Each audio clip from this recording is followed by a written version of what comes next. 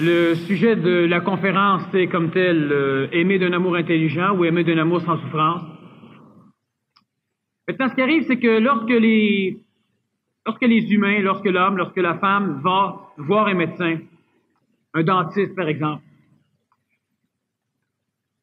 elle ne veut pas se faire dire qu'elle a des belles dents. Elle va voir si elle a des mauvaises dents. Lorsqu'on rencontre un médecin et que le médecin dit, vous avez un problème à l'estomac, le patient ne dit jamais, puis vous, votre estomac, je sais pas, c'est correct. Mais quand on s'adresse psychologiquement, émotivement, lorsqu'on parle d'une façon plus abstraite de l'homme, c'est souvent ce qui va arriver. Si on dit à quelqu'un, toi, tu as un défaut, c'est que tu fais ceci, cela, automatiquement l'autre répond, puis toi, je suppose, c'est parfait. C'est drôle qu'au niveau physique, on le fasse pas, mais qu'au niveau psychologique, on le fasse. On me reproche souvent de ne pas flatter suffisamment les égos. Le travail que je fais est un travail sérieux, parce que je considère que l'évolution des humains est une chose sérieuse. J'ai ma raison de faire le travail, vous avez votre raison de faire le vôtre. Alors donc, on va faire une conférence qui est peut-être un peu directe, mais si on prend la peine d'observer un peu ce qui se passe, c'est sans doute direct, mais réel.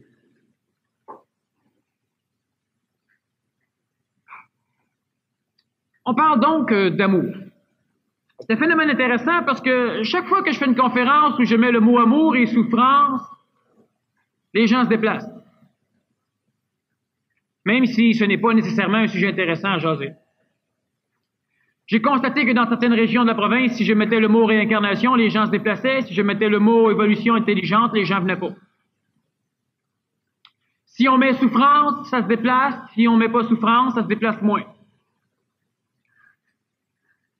Alors, on a donc fait un titre qui peut lancer convenablement un conférencier dans une région nouvelle. Un titre qui porte deux mots magiques, amour, souffrance. Et là, les gens se déplacent. Il y a un peu plus de femmes que d'hommes. Est-ce que ça veut dire que l'amour et la souffrance, ça regarde plus la femme que l'homme? Il faudrait peut-être, mesdames et mesdemoiselles, que vous brassiez un peu vos camarades à un moment donné. Parce que partout dans la province, lorsque la femme a commencé à se libérer, elle est partie peut-être d'un niveau plus bas que l'homme au niveau de son émancipation. Si elle serait partie du même niveau, elle n'aurait pas voulu se libérer. Et l'homme ayant son statut sécure, pendant que la femme commençait à s'instruire, pendant que la femme suivait des cours de relations humaines, pendant que la femme suivait des cours de ceci, de cela, l'homme, il restait là, le regardait faire, puis il riait. À un moment donné, la femme va finir par traîner l'homme, parce que si l'homme, il se branche pas, la femme, elle s'instruit pendant ce temps-là. L'amour, c'est quelque chose d'extrêmement important pour la simple raison que, de plusieurs façons, c'est l'une des rares lois qui existent réellement à l'échelle naturelle de notre planète, et même de ce qui existe. On pourrait dire de l'univers ou de la galaxie, pour pas aller trop loin. Sauf qu'il y a un phénomène intéressant. On parle d'évolution. Moi, je parle d'évolution améliorative pour, ce n'est pas nécessairement une évolution spirituelle. Une personne peut spiritualiser son évolution si elle veut, ça va. Mais l'évolution doit être quelque chose qui sert immédiatement. Et non pas quelque chose qui va servir on ne sait trop quand. C'est bien de travailler pour préparer sa vieillesse. Sa vieillesse, ça peut être l'autre monde, ça peut être sa réincarnation, dépendant des idéologies. Mais il faut aussi s'organiser pour vivre un peu le temps qu'on passe dans notre corps sur la Terre. Ça l'aide. L'être humain veut évoluer parce qu'il fuit la souffrance. L'être humain veut évoluer parce qu'il est écœuré. Lorsqu'un humain va s'occuper de ses dents, c'est parce que ses dents sont carriées et le font souffrir. Si ses dents seraient carriées sans le faire souffrir, il ne s'occuperait sans doute pas de ses dents. Lorsqu'un être humain veut se changer, c'est parce qu'il souffre. Lorsqu'un être humain va voir le médecin, c'est parce qu'il ne peut plus endurer sa souffrance. Mais si l'être humain n'aurait pas de brûlement à l'estomac, il ne ferait jamais attention à ce qu'il mange. L'humain veut évoluer parce qu'il souffre. L'humain recherche quoi dans son évolution?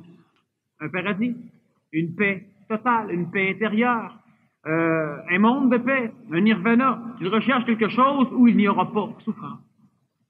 Mais en même temps, l'être humain essaie continuellement d'énergiser quelque chose qui porte le nom d'amour. Et lorsqu'on regarde un adolescent qui rentre à la maison et qui ne parle pas à personne, on dit « Ah, il y a ses premières peines d'amour ». On sait que lorsque l'on parle d'amour, on va parler de souffrance. Alors l'humain, dans son évolution, recherche l'amour, et dans son évolution, fuit la souffrance. Et continuellement, lorsqu'il trouve l'amour, il trouve aussi la souffrance. Certains vont dire, non, c'est pas vrai, moi, j'aime depuis 15 ans et je souffre pas. Si c'est un homme, alors lorsque sa femme décide de sortir un soir sans le bonhomme, est-ce qu'il souffre pas? Si la femme a décidé de changer son travail à la maison, le bonhomme, il souffre pas. Si la femme sort avec un autre, il souffre pas. Et vice-versa pour la femme par rapport à l'homme. Alors souvent, on va dire, oui, on ne souffre pas de l'amour, mais c'est parce qu'on est orgueilleux en sacrableu. Mais on n'est pas seulement orgueilleux, on est aussi manipulé. C'est-à-dire qu'on s'est fait instruire que l'amour, c'était beau. L'humain passe son temps à chercher l'amour, puis l'humain passe son temps à souffrir en recherchant l'amour. L'humain a appris, imaginez-vous bien une chose, c'est qu'on instruit les enfants que l'amour, c'est beau. Est-ce que, fondamentalement, l'humain découvre tout seul que l'amour, c'est beau, ou bien si on doit absolument l'instruire que c'est beau? Si on doit l'instruire que c'est beau, peut-être que c'est pas si beau.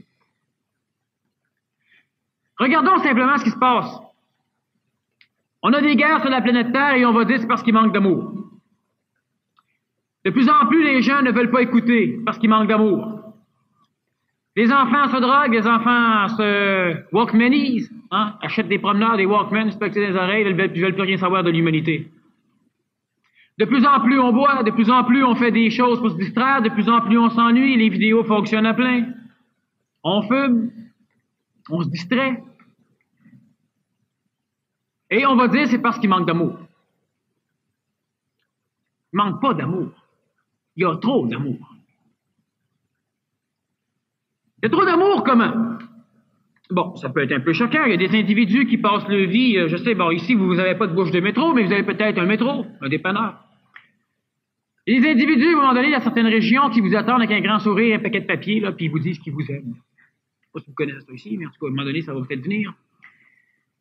On vous vend de l'amour à plein.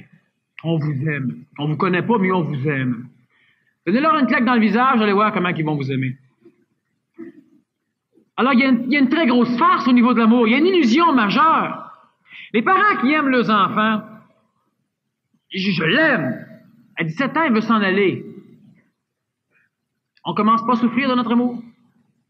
Est-ce qu'on veut conserver l'enfant à la maison, donc on est prêt à le détruire au nom de l'amour? On est prêt à se foutre royalement de lui au nom de l'amour? L'enfant sort avec une noire ou avec quelque chose à un moment donné qui frustre les parents, ou non, sort, couche trop de bonheur, ou etc.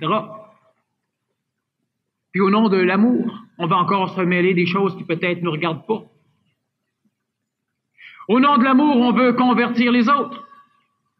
On ne veut pas savoir s'ils ont une liberté de décision. On doit les convertir. De quelle façon, souvent, l'amour chrétien a été communiqué? Par la culpabilité, par l'enfer, par le péché. On communiquait l'amour comme ça. Vous savez que lorsque l'être humain veut communiquer l'amour, si les autres ne veulent pas de cet amour-là, on est prêt à leur donner leur amour, l'amour par la guerre. Et c'est tout ce qui se passe. On a des guerres religieuses. Il y en a une qui se prépare de toute façon, qui commence au niveau de l'islam. Oui. On veut que tout le monde soit sauvé par le même Dieu, quitte à leur couper les oreilles, un nez, un bras, au nom de l'amour. Qu'est-ce que c'est l'amour?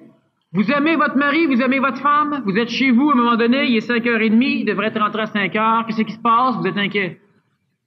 L'amour ne fait pas souffrir. Alors, il y a un maudit problème. Ou bien l'amour, c'est de la merde, ou bien l'homme n'aime pas d'amour.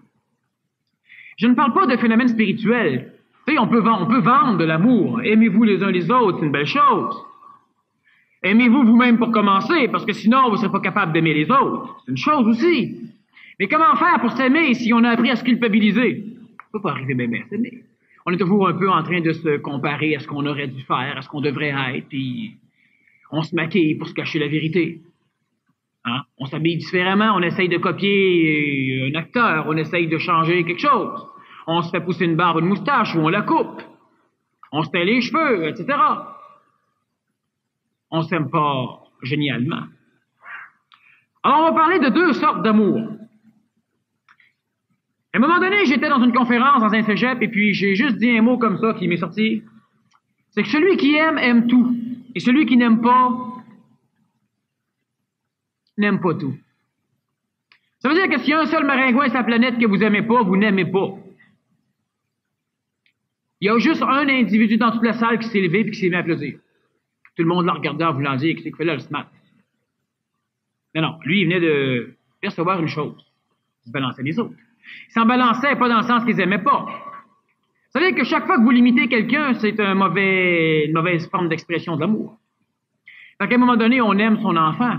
Fait qu'on y met les culottes qu'on aime qu'il porte. Hein? On l'habille convenablement. On le peigne à notre manière. Parce qu'on l'aime.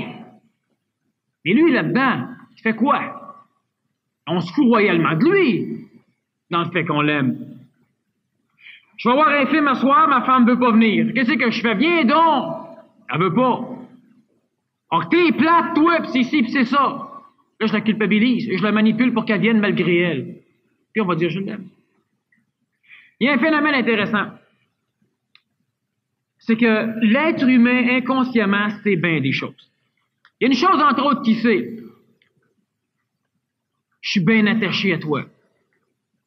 C'est déjà une très bonne expression de l'amour de l'homme. Tu es attaché. Donc, tu es esclave. Ah, j'ai besoin de toi. C'est ça. On a besoin d'une drogue, on a besoin d'alcool, on a besoin de nourriture, on a besoin de l'autre. Ça veut dire quoi? Ça veut dire que si l'autre veut vivre sa vie à un moment donné, on va tout faire pour l'empêcher de vivre sa vie, parce qu'on l'aime. Il y en a beaucoup ici qui aiment les fleurs, qui aiment la nature. Il y en a combien qui, de temps en temps, par amour des fleurs, sortent dans le jardin, coupent les fleurs qu'elles aiment, les tuent, les mettent dans un pot, les mettent sur le table, puis continuent à les aimer. La fleur est morte, mais on l'aime. Puis quand la fleur est fanée, ben on l'aime plus. On apprend, on la met dans les poubelles, puis on va en aimer d'autres dehors, qu'on coupe, puis qu'on récupère, puis qu'on rentre en dedans. On les aime. Il y a un maudit problème. Et c'est du même amour. Il n'y a pas grande différence. Certains vont aimer leur char plutôt que leur femme, plutôt que leur mari. D'autres leur chien. D'autres leur sport, d'autres leur job. C'est la même chose. C'est de l'amour encore. Alors, il y a effectivement trop d'amour. Ça pisse partout. Les humains en transpirent. Et quand on a trop de choses, ça crée des malaises. Il y a deux choses qu'il faut comprendre. Je ne dis pas que les conférences que je donne, des conférences, quand les gens partent, ils se disent tout, c'est tout bout, puis ils s'en vont, c'est nuages. Habituellement, les gens qui viennent en conférence maïssent un peu après la première conférence. Puis ceux qui viennent pas maïssent encore plus. Les gens partent, puis souvent sont transformés un peu, c'est-à-dire qu'ils ont compris des choses. Il y a des prises de conscience. Ça peut faire mal, il y a des chocs, à un moment donné. On brise des formes. Mais la personne qui comprend un peu de quelle façon elle est manipulée par son amour, vous savez, quelqu'un qui vient à un moment donné et qui dit « Moi, j'ai le cœur sur la main. » Là, je peux poser la question, ouais, des êtres humains qui ambitionnent doivent connaître un maudit paquet, hein? Ah ben oui. Ton cœur sur la main, penses-tu que c'est une qualité ou un défaut? Ben, c'est une qualité. Ouais. Es-tu bien heureuse avec ça? Non. C'est évident. Vous savez que si vous avez tout le cœur sur la main, puis que moi, je suis un être humain normal, ben vous instruire que c'est beau. Ah oui, tout ce que moi vous demandez, ben vous allez me le donner. Fait qu'on va faire une structure éducative où on va obliger les gens à trouver que c'est beau. Mais l'échange, il y a un échange d'énergie qui est important. Celui qui donne tout, il peut pas bien apprécier les autres. C'est bien ça, quand on donne une claque sur la joue, tant l'autre. C'est génial. À la condition que l'autre le fasse. Quand les Blancs sont arrivés ici, ils ont rencontré les Indiens d'Amérique. Les Indiens d'Amérique avaient un gros défaut. Lorsqu'on leur donnait une claque sur la joue, ils tendaient l'autre. C'est-à-dire que l'Indien arrivait, puis lorsqu'il vénérait quelqu'un, lorsqu'il l'honorait, lui, il lui faisait des cadeaux, des présents. Alors, à un moment donné, il lui disait, « La montagne qui est là, je te donne. » Le lendemain ou 2-3 semaines après, lorsque les deux chefs se rencontraient encore, ben l'autre chef qui avait reçu, il fallait qu'il fasse un présent. Fait qu'il disait, « La montagne que tu m'as donnée, je te la donne. » Quand les Blancs sont arrivés, ben les Indiens leur ont dit, « La montagne qui est là, je te la donne. » Quand les Indiens lui mettent les pieds dessus, on lui a dit, « Hey, t'es chez moi, sac ton camp. » Puis on a évidemment instruit les Indiens à attendre, puis à attendre encore. On a amené nos colons, puis nos armées. L'idée, c'est bon. Ce que le Nazaréen a dit à un moment donné, au niveau de temps, quand on te donne une claque sur une joue, tant l'autre, c'est correct, c'est intelligent, mais il faut le voir au niveau énergétique, pas au niveau mécanique. Regardez ceci. Comment pouvez-vous aimer ceux que vous aimez pas? Ben, c'est ça, quand on parle d'amour, on aime. Il y a un problème, c'est que chez l'être humain, il y a différents niveaux qui évoluent en même temps.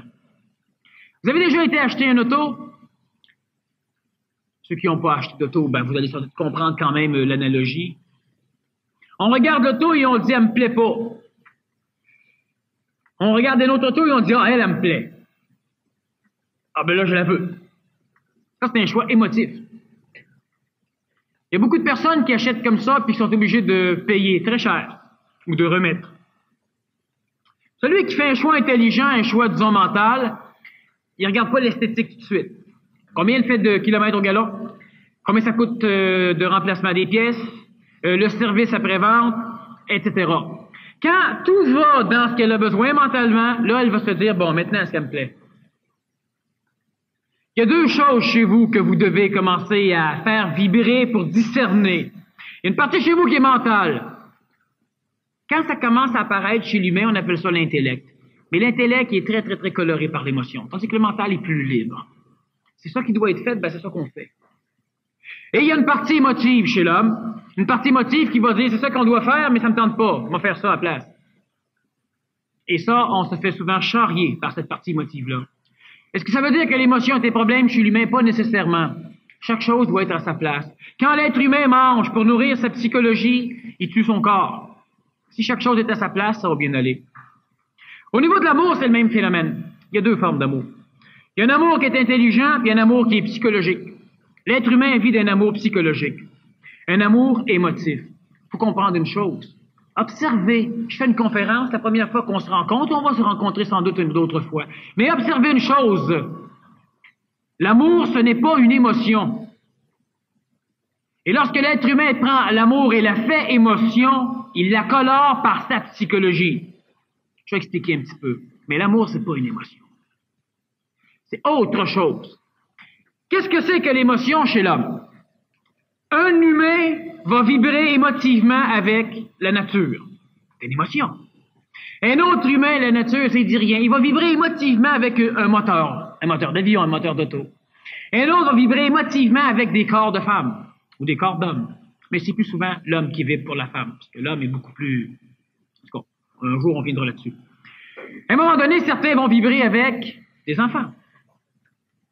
Certains vont trouver, par exemple, que quelqu'un qui restitue, qui vomit, ben ça dérange pas. Fait qu'il peut faire une infirmière, un infirmier, il peut faire un médecin, il peut faire un technicien ambulancier, il peut faire, bon. Un autre, du moment que tu as 3-4 rapports, il se met à vomir à la place. Bon. Qu'est-ce qu'il faut comprendre? Est-ce que vous aimez tout le jaune? Est-ce que vous aimez toutes les souliers talons hauts? Est-ce que vous aimez toutes les mêmes choses? Non. Pour la simple raison que ce que vous aimez dépend de votre éducation.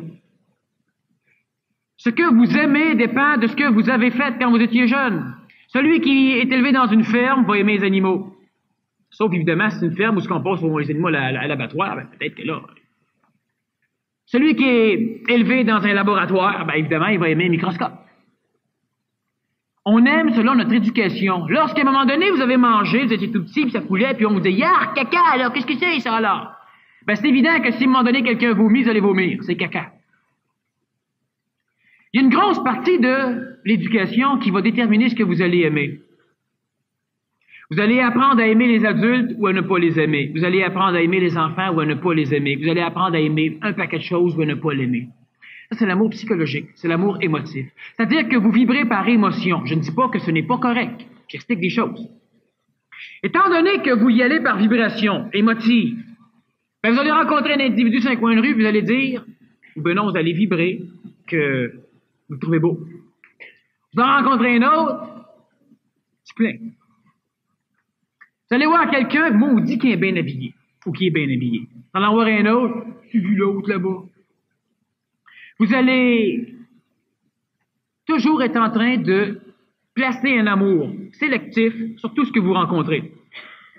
C'est quoi un amour sélectif? Ben, c'est la majorité des problèmes de l'humain. Manque d'amour.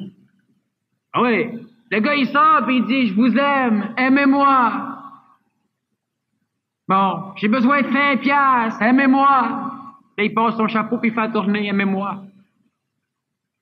Mais vous pouvez répondre, aime-nous! Donne-nous aussi 5 piastres. Mais c'est ce qui arrive tout le temps. L'être humain qui vit d'un amour psychologique vit d'un amour sélectif. Ça veut dire quoi? Ça veut dire qu'on doit s'organiser pour créer un cadre où on va souffrir le moins possible avec cet amour-là. C'est quoi ce cadre-là? Observez clairement. Tu sais, il y a beaucoup de choses neuves. Peut-être, OK, mais observez clairement. Vous allez vivre encore. Observez simplement. Si ce que je dis n'est pas observable, pensez que je suis un fou, puis oubliez-moi. Si ce que je dis peut être observable, ben pensez qu'il y a peut-être bien des choses qu'à un moment donné, il serait temps qu'on commence à entrevoir différemment. C'est pas que les choses sont mauvaises. Les choses vous ont permis de vous rendre jusqu'à où ce que vous êtes maintenant. Les choses sont bonnes. Sauf qu'à un moment donné, on passe de l'école élémentaire à l'école secondaire. La preuve, la prochaine conférence dans l'école secondaire. Là, c'est l'école élémentaire. Bon. C'est un petit peu une gymnastique d'esprit pour tout le monde, là. C'est pour ça qu'on fait ça dans les gymnases. On va s'habituer, on va s'enligner. Bon. Ce qu'il faut comprendre, c'est que l'humain, qu'est-ce qu'il fait? On parle d'amour. À un moment, est-ce que chaque homme ici est capable d'aimer toutes les femmes? Je ne parle pas d'aimer les femmes avec le fesse, là. Je parle d'aimer les femmes. De raisonner.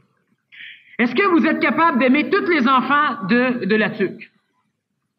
Ou bien si vous décidez que ça, c'est mon enfant, puis que ça, c'est pas mon enfant. Avez-vous un amour sélectif à ce point-là? Êtes-vous capable de dire qu'on n'est pas des latuquois? On est des êtres humains. Il y a plein de caves à Montréal qui se disent des Montréalais, puis qui veulent rester Montréalais, puis à l'extérieur, c'est tout arriéré. C'est eux autres qui sont arriérés. À un moment donné, on va dire, est-ce qu'on est Canadiens? On est des humains pour commencer. On n'est pas des terriens, on est des humains. Mais l'être humain sélectionne, toujours, toujours. Alors, il va dire, ben non, il y a des femmes qui sont pas belles, il y a des femmes qui ont pas d'allure, il y a des femmes qui sont niaiseuses, il y a des femmes qui sont trop intellectuelles, il y a des femmes qui... C'est ça, l'amour sélectif. Alors, à un moment donné, vous allez rencontrer une femme ou un homme qui vibre avec vous, là, puis ça marche, plaque, ça se plug. Sauf que l'humain est vivant, donc il change, donc il évolue.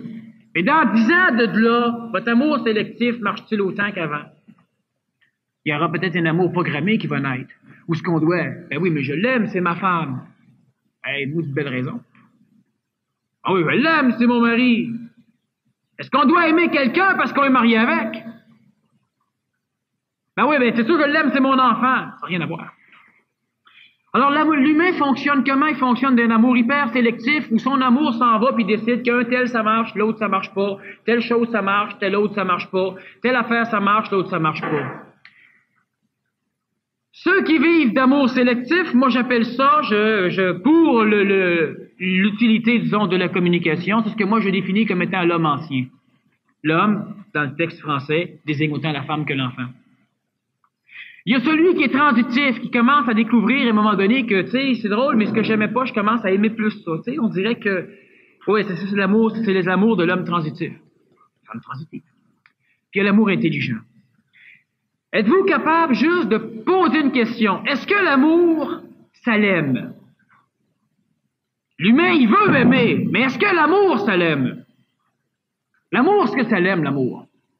Comme vous aimez, vous autres. Il se trouve que le gars le plus laid sur la planète va être capable d'aimer. Donc, il y aura de l'amour chez lui. Il se trouve que le gars le plus laid sur la planète trouvera à être aimé à un moment donné. Donc, il y a un amour attractif lui aussi. Il se trouve que la personne la plus sotte va trouver à aimer et à être aimée. Il n'y a pas un humain sur la planète qui n'est pas capable d'émettre de l'amour, et il n'y a pas un humain sur la planète qui n'est pas capable de recevoir de l'amour. Donc, l'amour, elle est partout. L'amour n'aime pas. Pas dans le sens psychologique que l'humain l'emploie. Si l'amour aimerait, elle sélectionnerait. Si elle sélectionnerait, il y aurait un paquet d'individus ici qui ne sauraient absolument pas ce que c'est que l'amour. Il y en a qui ont suffisamment d'amour d'eux-mêmes. Il y en a qui ont... En tout cas, il y a des choses qu'on aime. Donc, en partant, l'amour, elle est effectivement là. Il y a un maudit problème, c'est lorsque quelque chose qui est déjà là est canalisé par un humain qui se prend suffisamment au sérieux pour dire qu'il va contrôler ce qu'il va aimer, l'orgueil massif de l'humain, puis il va dire, maintenant que moi, je vais contrôler ce que je vais aimer. Alors, toi, je t'aime, toi, je t'aime pas, toi, je t'aime pas, toi, je t'aime, toi, je t'aime pas, toi, je t'aime. L'humain ne choisit pas comme ça, mais de quelle façon l'humain choisit? De par son éducation. Bon, lui, il te rappelle un gars qui t'a déjà fait telle affaire. Fait qu'en partant, tu peux pas l'aimer. Oh, lui, il porte le même nom d'un gars qui, bon, que ça finit là. Bon, lui, il travaille à la même place que, oublie ça. Lui, il fait partie de la même famille que, oublie ça aussi. Lui, il y a ci, lui, il y a ça, etc., etc. On regarde juste un enfant qui casse une boîte téléphonique, puis on n'est pas capable d'arriver à l'aimer. Imaginez-vous l'amour sélectif de l'homme. Puis là, on se dit que s'il faudrait qu'on s'aime plus. Mais comment on s'aime plus? En sélectionnant comment? À un moment donné, le réparateur de boîtes téléphoniques, il va dire, moi, les aimer, les enfants, mais qui cessent de casser les boîtes. C'est un amour qui est conditionnel. C'est un amour qui est sélectif. Au niveau d'éducation, on dit quoi? Ben, je t'aime plus. Ah oui, c'est un amour qui est conditionnel.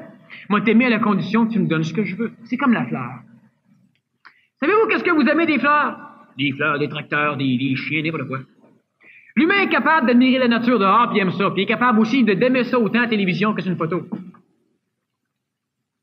À un moment donné, quelqu'un s'en va en voyage longtemps. Vous l'aimez. Vous prenez sa photo, puis de temps en temps, vous regardez sa photo.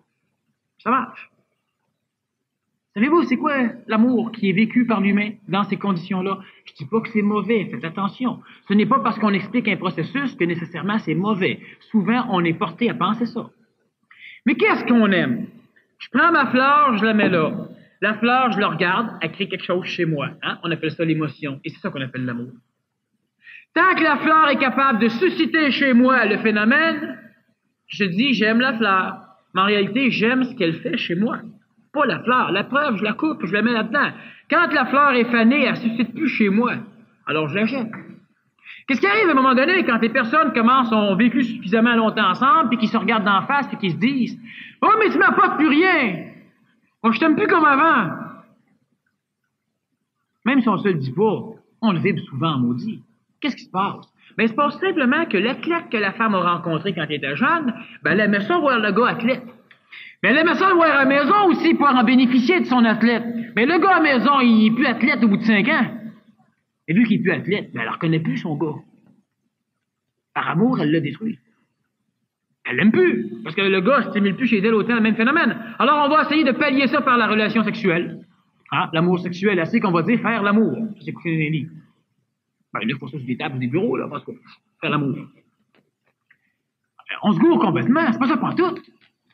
On va s'offrir des présents. Ben oui, tu vas aimer ton bonhomme, parce que ton bonhomme t'achète des choses. Tu vas aimer ta bonne femme, parce que ta bonne femme t'achète des cossins. C'est un amour conditionnel. C'est pas un amour véritable. Seriez-vous réellement capable, vous autres? On n'est pas capable. Mais en tout cas, une chose importante aussi, ce n'est pas parce qu'on n'est pas capable que ça veut nécessairement dire que c'est pas intelligent. Ça, c'est se prendre au sérieux, un sacre bleu et orgueilleux en maudit. Ouais, mais on n'est pas capable, c'est pas grave. Selon toi, est-ce que ça serait intelligent qu'on arrive là? Qu'on soit capable ou non pour l'instant, c'est pas important. Mais il faut qu'on commence au moins par voir les choses. C'est déjà un bon début. L'amour conditionnel, je t'aime à la condition que. On le dit pas toujours, mais c'est ce qu'on vibre. Quand la femme se couche, puis elle se dit « Chérie, tu m'aimes-tu? » Imaginez-vous aussi qu'on en est rendu. Quand le gars dit « Tu m'aimes-tu? » C'est quoi les cadeaux? Fait plaisir à l'autre ou ben non, acheter l'autre? Le conserver. Quand le gars, ça va coucher avec d'autres, parce que sa femme, il donne plus nécessairement ce qu'il veut. Il y a un phénomène intéressant. Le gars peut continuer à aimer sa femme puis coucher avec d'autres, puis il n'aimera pas les autres. Le gars est assez sexuel, il a besoin de demander certaines choses. C'est ça, la femme ne le comprend pas, elle est plus sûre. Tout le phénomène de l'amour sélectif que l'être humain vit est un amour comme ça. Si l'élève à l'école aime son professeur, il va avoir des bonnes notes. S'il ne se sent pas aimé, ça va être compliqué en maudit. S'il n'aime pas son prof, ça va être tough qu'il ait des bonnes notes. Ses parents, c'est la même chose. Les parents s'en vont, ils reviennent après 2 semaines, ils vont voir leurs enfants, puis là, les enfants, c'est des enfants nouveaux, des enfants qui se prennent en main. Ben, les enfants, ils continuent, ah, bonjour papa, bonjour maman, puis ils continuent à jouer. Mais qu'est-ce que les parents font? C'est des parents anciens, des parents normaux. Ben, ils vont tout à fait être frustrés. Ils sont même pas ennuyés. Oui, parce qu'on pense que si on s'ennuie, c'est parce qu'on aime. Mais non. Si on s'ennuie, c'est parce qu'on est esclave de ce qu'on aime. C'est pas parce qu'on aime. Êtes-vous capable de comprendre que 2 humains peuvent s'aimer et en même temps se respecter? Mais dans la majorité des cas, l'amour de l'homme empêche carrément le respect de ce qu'on aime. T'aimes ton chien, il t'amène tes pantoufles, t'amène ton journal, quand t'es malheureux, il vient, tu peux tout y compter, puis là, pourquoi tu l'aimes, c'est parce qu'il peut pas rien compter après. Faut bavasser. Bon, et les humains, c'est tough des fois. On t'aime ton chien, mais à un moment donné, ton chien, il commence à vivre la psychologie d'un chat. Tu rentres, allô, Fido, viens ici, puis Fido, lui, il te regarde, puis il s'en fout. Mais s'il fait ça longtemps, Fido, tu l'aimeras plus, Fido. Tu vas aller t'en chercher un chien mauditement plus intelligent que ça. Tu vas appeler ça intelligent, un chien qui était assujetti à son maître. Le chat est plus intelligent que le chien dans le sens de l'individualité. Mais le chat aime son maître. Sauf qu'il l'aime à sa manière. Sauf que vous autres aussi, vous aimez à votre manière. Étant donné qu'on vit d'un amour sélectif, c'est faux. Ça marche pas comme ça. Il y a un amour qui est sélectif et qui est dangereusement souffrant. Vos enfants, vous les aimez. Êtes-vous prêts à les laisser libres? C'est ça, aimer. On va dire, oui, mais tu sais, c'est normal, je suis sa mère, ou c'est normal, je suis son père. C'est normal. Mais est-ce que c'est pour autant intelligent? C'est deux questions. Vous êtes intelligent, parce que si vous arrivez à comprendre ce que je dis, c'est que vous êtes intelligent. Mais ça ne veut pas dire que ce que vous faites est toujours intelligent. Le gars qui boit, puis qui s'en va en char, puis qui tue quelqu'un, il n'est pas nécessairement stupide. Mais là, il est manipulé, le gars.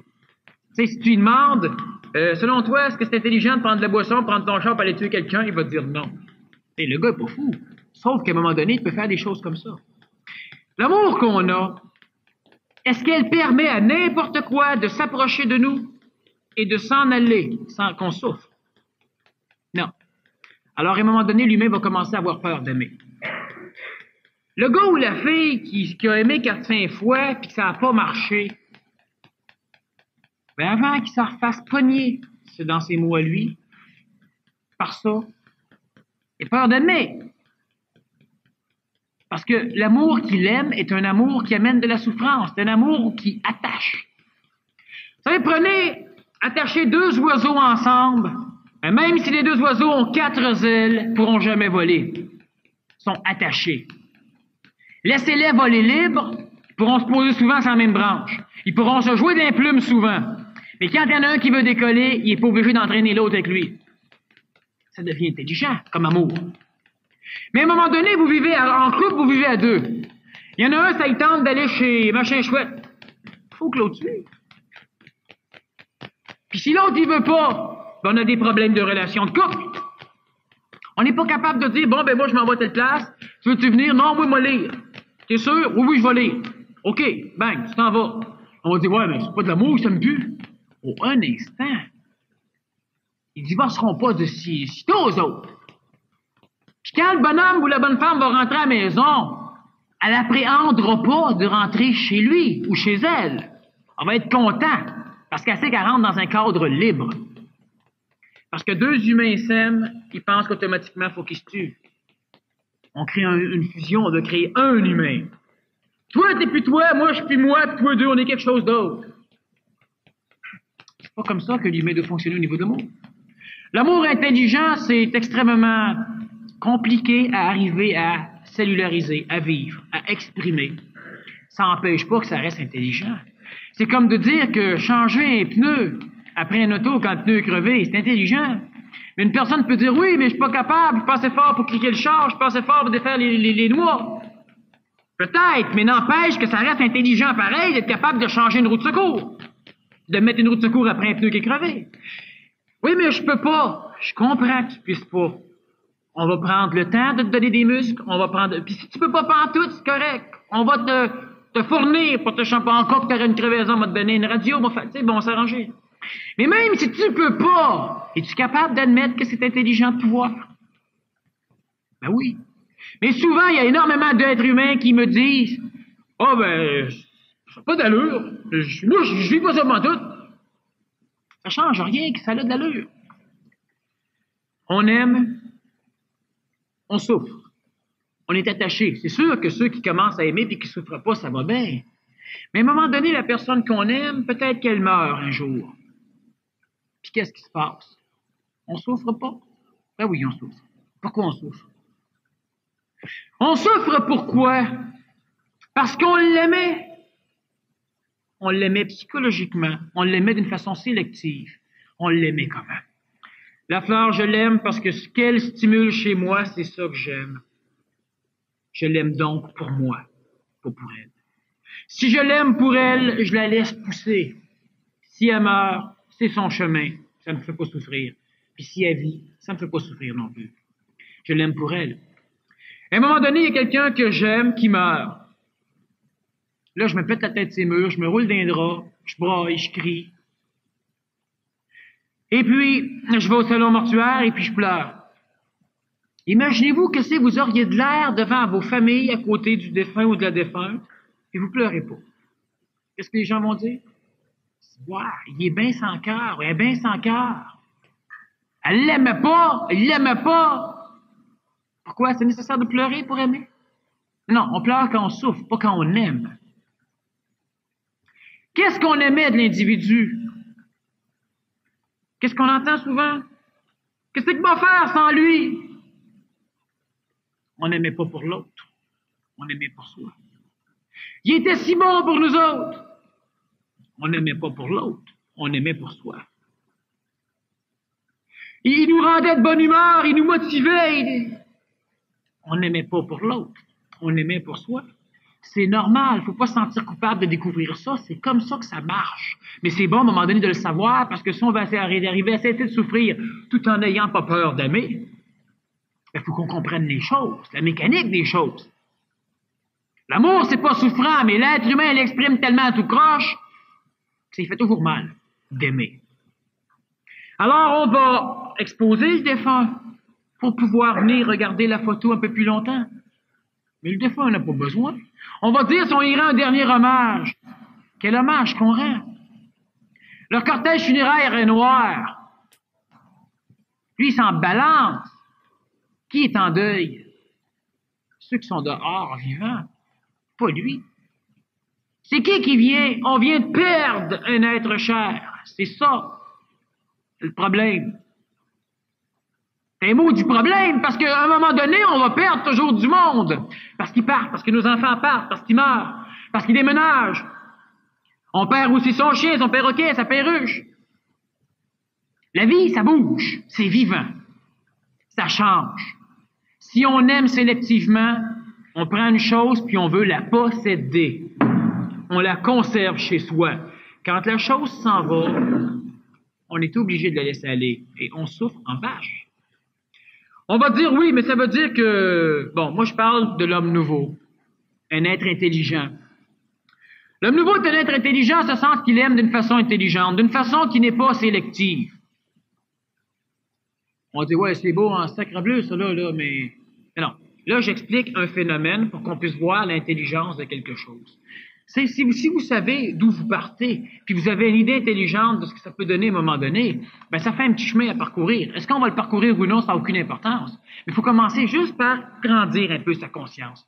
Comprendre différemment les choses qu'on comprenait depuis tout le temps de la même façon. C'est juste ça. Avec l'évolution, c'est juste ça. On peut poser une question. Ben, une chose, de toute façon, on peut carrément répondre à la question sans qu'on la pose. C'est que l'homme n'est pas sa planète pour être heureux. L'homme, il pense qu'il est sa planète pour être heureux. Puis l'homme, il se fait en mille pour arriver au bonheur. Puis tout fois qu'il y a un bonheur, il a peur de le perdre. Vu qu'il a peur de le perdre, il est toujours malheureux. L'être humain n'est pas sa planète pour être heureux, il est sa planète pour s'améliorer. S'améliorer comment? Oh, parlons-en même pas. Vous vivez quotidiennement des conditions événementielles. Vous vivez des événements. Arrivez-vous à passer à travers ces événements-là tout en restant vous autres? C'est juste ça, l'évolution. Êtes-vous capable de rester vous autres? Vous vous levez un matin et la vie est belle. La personne que vous aimez est plus dans le lit, est partie, puis elle laisse un mot. Comment vous allez passer la journée? C'est ça. Vous êtes tout à fait assujetti à l'extérieur. Vous êtes manipulé par l'extérieur. Elle dit, oui, mais je l'aimais. Oui, t'es jaloux à un point tel que tu peux même la tuer puis tuer son chum tellement tu l'aimes. On appelle ça un meurtre passionnel. C'est ça l'amour sélectif.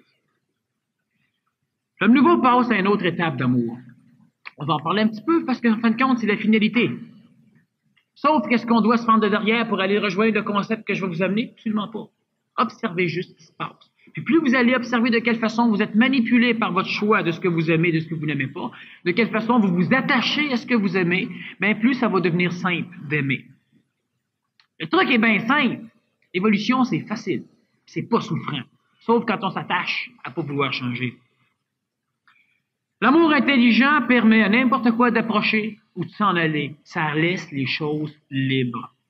Laissant les choses libres, ça vous laisse libre. Alors on va dire, oui, mais tu sais, tu passes quelque part, puis là, il y a quelqu'un qui se noie. Tu sais, si t'es pas pris émotivement, tu n'iras pas le sauver.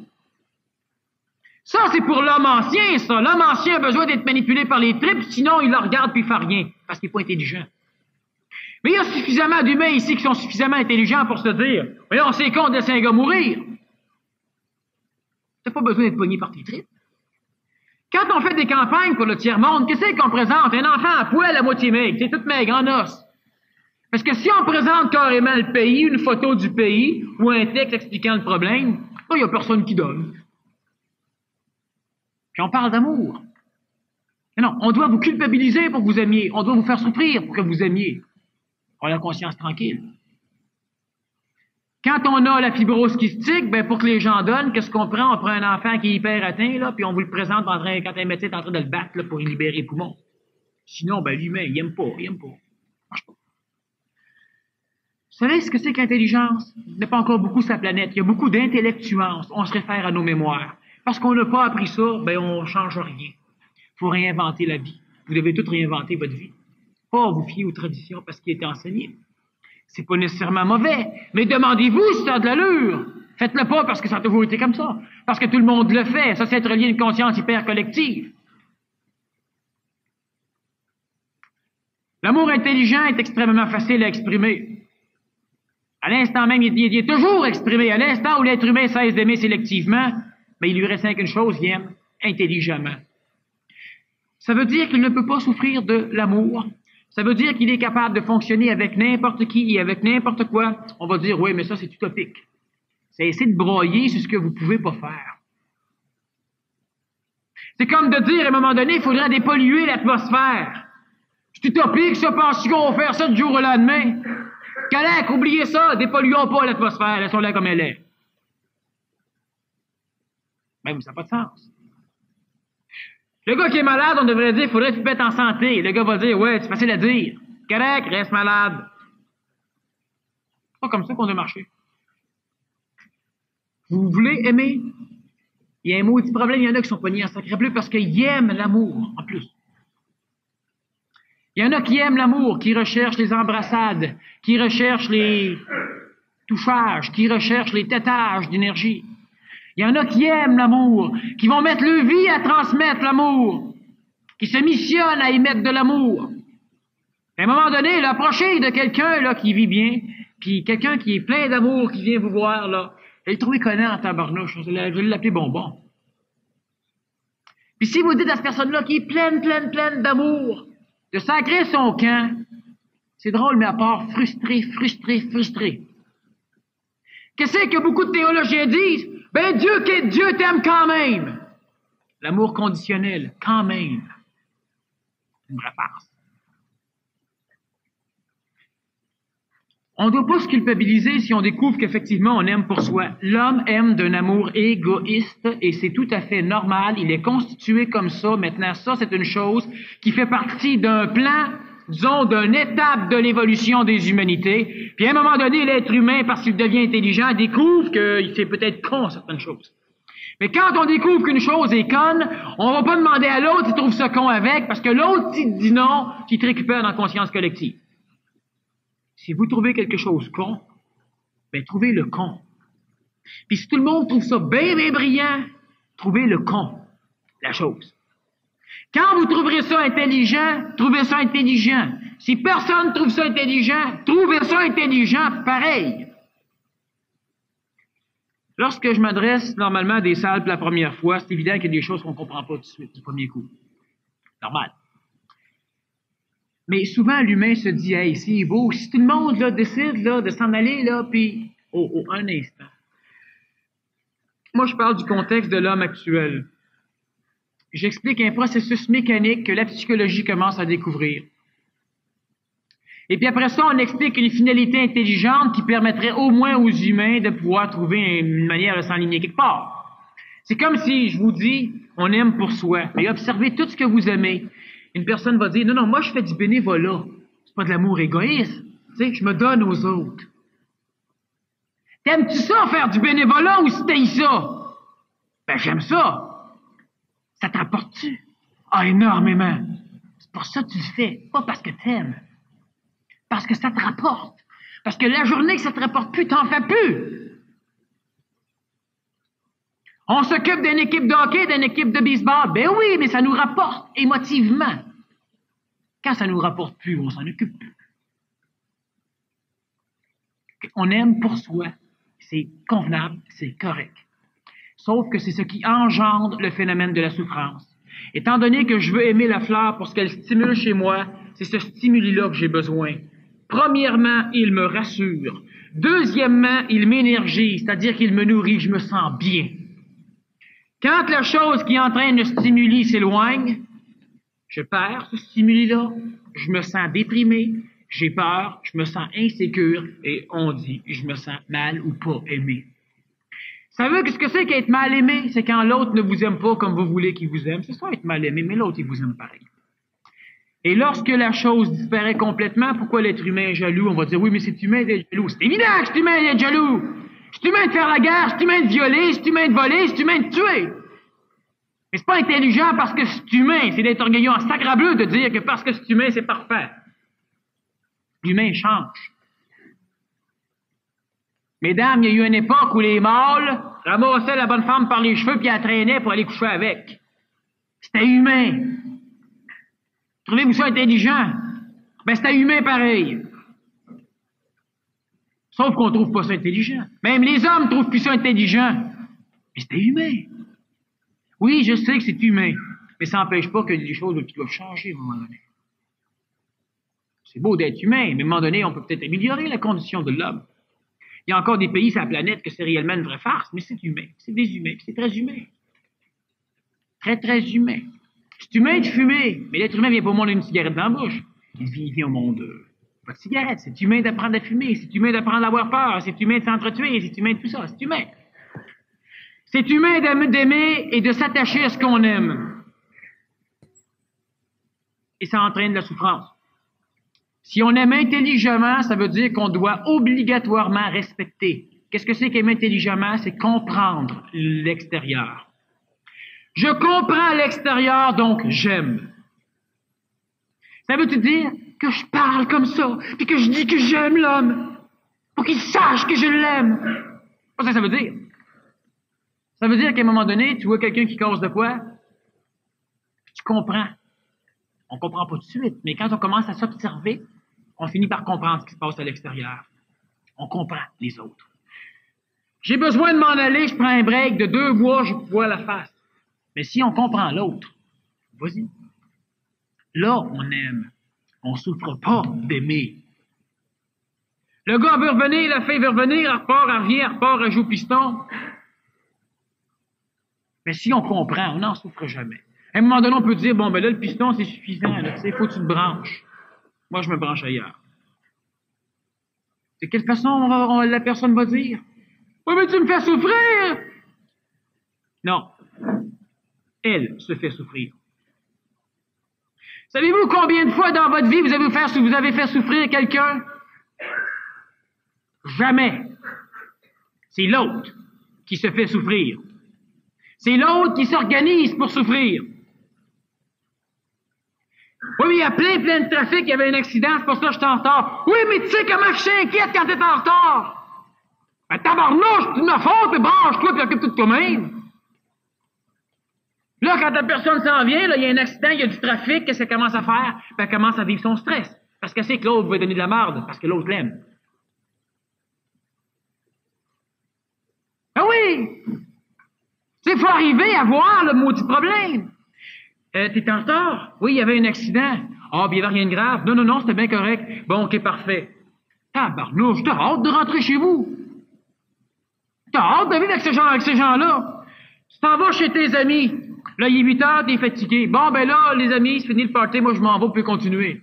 Oh, maudit cassé de party! Gang de têteux. Je m'en vais. OK, parfait, dors bien, clique. Le gars s'en va, la fille s'en va. Invitez-moi n'importe quand, moi y aller. J'aurais pas besoin de dire, ouais, mais là, c'est parce que là, tu sais, là, on vient de manger, là, puis il faut pas qu'on parte, il y a la politesse, il y a ci, il y a ça, parce qu'ils vont être frustrés, puis, tabarnouche, on se complique-tu la vie? On n'est pas capable de se rencontrer, puis quand c'est fini, c'est fini. Hey, Charlie, j'ai quelque chose à te dire. Oh, pas là, tu sais, je file pas. Oh, non, Charlie! Non, je file pas. OK, Charlie, parfait. Et moi, me dire au gars, n'importe quand, tu viens me voir, viens me voir. Quand ça me tente pas, je te dis que ça me tente pas, puis tu comprends. Viens. Pas peur. Mais il faut que le gars qui vient voir Charlie, ben, faut qu'il comprenne Charlie, tu sais, faut qu'il sache que l'autre, ben, quand il est assez, il est assez. Ça vous dit, tu t'aurais demandé de rentrer d'être chez vous, puis, ou d'être au travail, puis...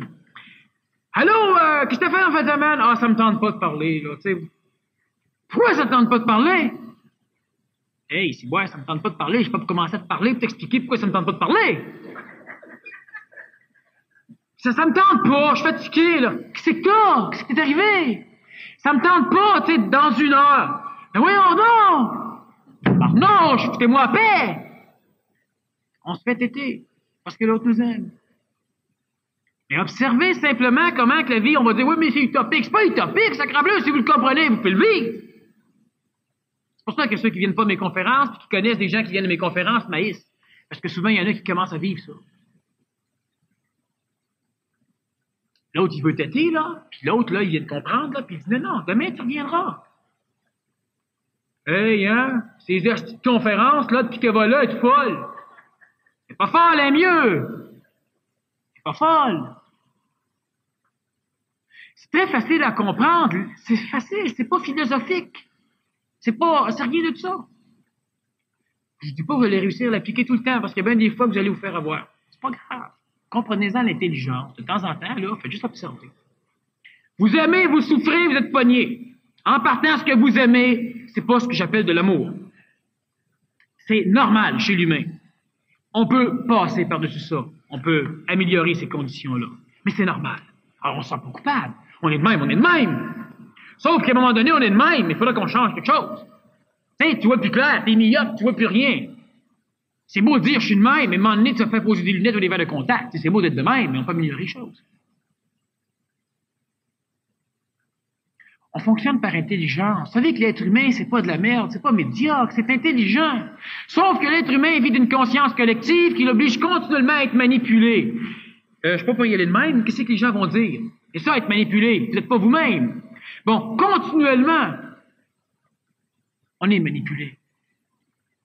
T'es un gâcheux de party, bon, c'est correct, m'a resté, t'es manipulé. Et que t'es plate, toi, t'es manipulé. C'est correct, m'a le faire, t'es manipulé. Puis il y en a. Oui, mais je m'inquiète quand t'es manipulé. Tout ce que l'être humain vit de croche, il veut te le faire porter. Portez plus cette chaudière-là. Oui, mais l'autre, il souffre. Puis après, il y en aura un des deux qui va souffrir. Ça va être toi ou l'autre. C'est lui qui part la chose, c'est toi qui souffres. Entre un puis l'autre, s'il part la chose, il porte aussi le sac à dos. C'est sûr qu'écologiquement, on doit s'entraider. Si vous êtes suffisamment intelligent, à un moment donné, vous allez vous dire, bon, ben là, tu sais, le voisin, là, sa blonde vient de partir, ou son chum vient de partir, ou encore, il y a eu de la mortalité dans la famille, elle est toujours sur le balcon, puis elle tient, puis elle fait plus rien. Ben, c'est inécologique dans une société de laisser quelqu'un sur un balcon en train de moisir. Il faut dire, on vit ensemble, puis il y a des maudites raisons intelligentes de vivre ensemble.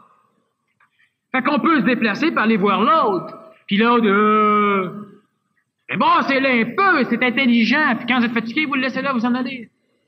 Vous pouvez en parler, faites quelque chose. On est intelligent. On n'a pas besoin d'être pris émotivement par les tripes pour faire quelque chose. Les animaux marchent de même. Les hommes anciens marchent de même. Oh, mais ça me touche pas, moi, ça va. Il y a un instant. Un jour, en conférence, j'ai demandé, il y a plusieurs personnes qui aimaient beaucoup Dieu. Puis quand je leur ai dit que Dieu était noir, ben, les mots du paquet qui... Les intellects ont dit, non, Dieu n'a pas de couleur de peau. Ben, pourquoi tu le précises d'abord, que ça peut foutre que je dise que c'est noir? Ça change rien. Personne ne se défendait pareil. Et elle aimait son Dieu, elle aimait l'archétype, elle aimait l'image. Elle était pognée avec. Vous savez que on peut vivre facilement, il faut faire attention aux manipulations. De toute façon, à un moment donné, on va en parler de la manipulation, vous allez rire comme des fous, comme des folles. Ça change des choses quand on découvre qu'on est manipulé, parce que le patron, ben, à un moment donné, vous êtes des êtres humains qui doivent aussi être respectés, mais être respecté, ça ne veut pas dire d'être orgueilleux. On n'a pas besoin de fierté, on n'a pas besoin d'orgueil, on a besoin d'être intelligent. Quand quelqu'un vous pile ses pieds, c'est intelligent? Non. Il va piler ses pieds après, c'est pas plus intelligent non plus. L'être humain ne se laisse pas piler ses pieds, il s'organise simplement. C'est dans une situation où tout le monde pile ses pieds, ben il déménage. Là, il se lance en politique, puis il change tout, mais il fait quelque chose. Il bûche pas ses humains. Aimer librement, c'est facile. Puis maudit que c'est le fun d'aimer quand on n'est plus pogné d'aimer. Tu t'en vas, puis il y a quelqu'un qui a un problème, t'as pas besoin de l'aimer émotivement pour aller l'aider. Faut comprendre la mécanique des choses. C'est évident qu'on va aller l'aider, si on est libre d'aimer. Vous savez qu'on s'aime aussi très croche, on aime notre personnalité, on s'aime pour ce qu'on se représente. À un moment donné, j'ai ramassé un clochard sur une rue. Il était couché à terre. C'était l'hiver. Je le ramasse, je le lève. Puis le gars était juste assez lucide, disons, pour me dire où ce qui restait. Il me donne un nom de rue que je connais pas. Fait que je marche un peu avec. Tous les passants que je vais accrocher pour leur demander si la rue existe, ben ils me prennent pour un clochard comme l'autre. Hein? Puis il n'y a pas un qui me répond, ça va tout de même. Lui, il parle comme ça, mais moi, je parle de même. Rien à faire. Ils peuvent pas nous aimer. On est des védiloques. L'amour intelligent, c'est quoi? Ben, t'arrêtes. La rue, oui, tu as besoin d'aide. J'ai pas le temps. Je peux pas. Mais, tu sais, hey, toi, il y a besoin d'aide, là.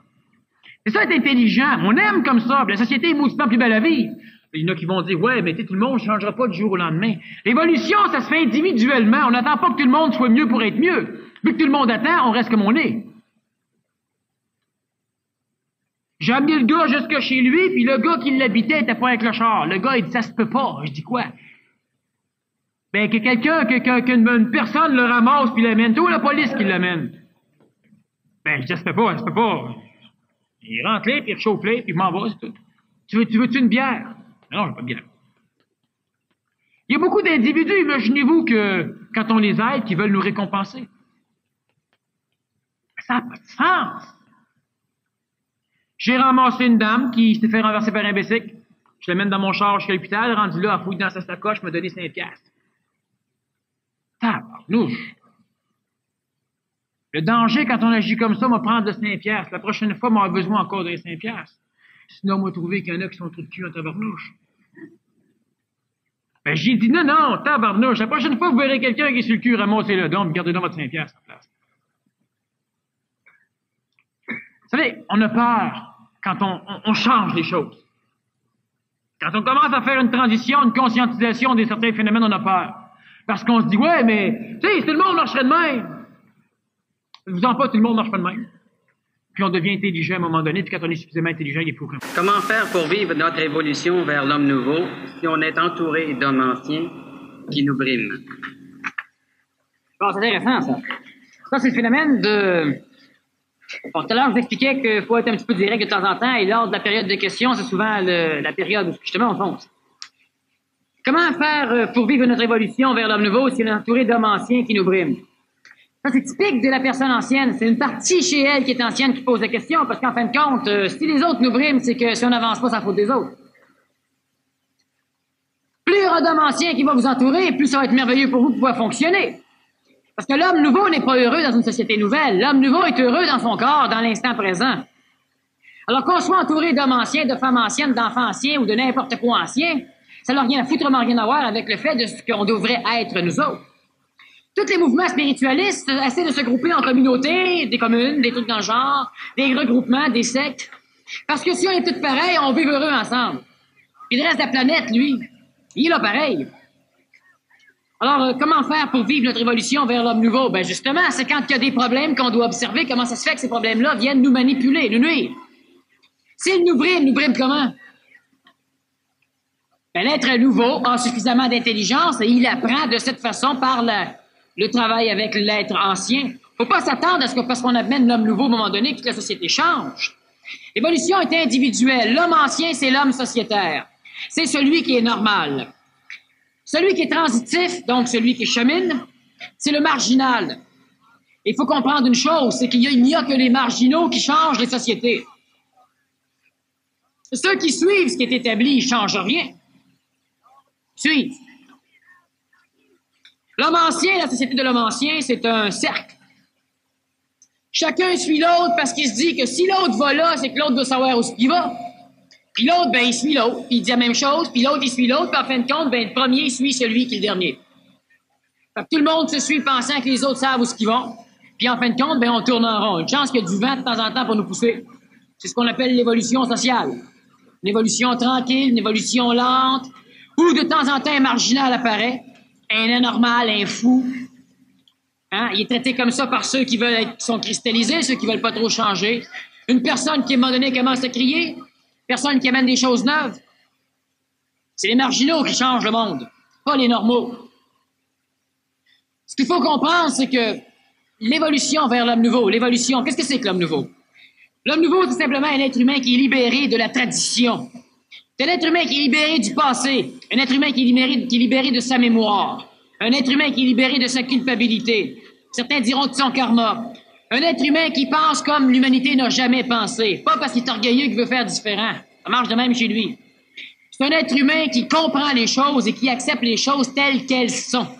Ça n'empêchera pas l'homme nouveau de changer les choses s'il y a intelligence à les changer, mais pas parce qu'émotivement, ça le fait chier que les choses soient de même. Bon. L'homme ancien, c'est quoi? C'est pas un vieillard. L'homme, la femme. L'homme ancien, c'est un être humain de 3 ans aller jusqu'à ce que vous voudrez, qui pense comme l'humanité a toujours pensé, qui se pose les mêmes foutues questions. D'où est-ce que je vais? D'où c'est que je viens? Qu'est-ce que je fais? Où c'est que je vais? Qu'est-ce que la mort? Ben, ceci et cela. C'est celui qui répond toujours par la tradition. Ben, dans la Bible, on dit que. Ben, dans la cosmogonie du Rancien, on dit que. Ben, dans le Coran, on dit que. Ben, un tel a dit ceci. Krishnamurti a amené cela. Platon a dit ceci. Homère prétend que. C'est l'homme ancien, ça. Il n'arrive jamais à parler en son nom. Il parle toujours au nom des autres, des livres, des traditions. C'est celui qui s'excuse d'être intelligent. Ben là, c'est juste mon opinion, là. C'est ça. C'est celui qui s'excuse d'avoir une opinion. C'est l'homme ancien. C'est mon humble opinion. C'est ça. Ben, c'est ton humble opinion. C'est là dont je pense. Dans le culte, diront certains. Bon. C'est ton humble opinion. Sacre bleu, l'opinion que vous avez, c'est pas une humble opinion. Mais l'homme nouveau, c'est ça. C'est pas celui qui gueule à travers tout le monde. Absolument pas. C'est une personne qui s'ajuste. Elle n'a pas besoin d'être éduquée à être polie, elle s'ajuste. Elle est bien, elle est libre, parce qu'elle s'attache à rien et elle n'attache à rien. J'ai écrit un livre pour définir d'un côté le paramètre de l'homme ancien, d'un côté le paramètre de l'homme nouveau. Le livre, la différence, il est fait justement pour que l'humain puisse découvrir les choses qui se transforment chez elle. Le livre, voyez-vous, chaque être humain est individuel. On doit vivre individuel dans la conscience, mais pas individualiste. C'est autre chose, l'individualisme. C'est typique de l'homme ancien. Il est tellement orgueilleux qu'il a l'impression qu'il n'a pas besoin de personne. Dieu sait qu'il est pogné avec les autres. Non, individuel dans sa conscience, ça veut dire que quand vous voyez jaune, si tout le monde va noir, vous autres, vous continuez à voir jaune. C'est individuel dans sa conscience. Si on vous explique, qu'on vous montre quelque chose, que vous envoyez l'intelligence, vous l'acceptez. C'est pas collectif, vous savez. Quand vous répétez quelque chose que quelqu'un a dit, vous le citez pas. À un moment donné, quelqu'un va dire, ben, Platon a dit ceci. Daniel Kemp a dit cela. Si vous l'avez compris, mais quand vous le dites, vous le dites. Vous le répétez pas. Ça vient de vous. Mais il n'y a pas de l'autre. Si l'autre est frustré parce qu'on ne l'aime pas, ça le regarde. Ce que vous comprenez, vous le dites.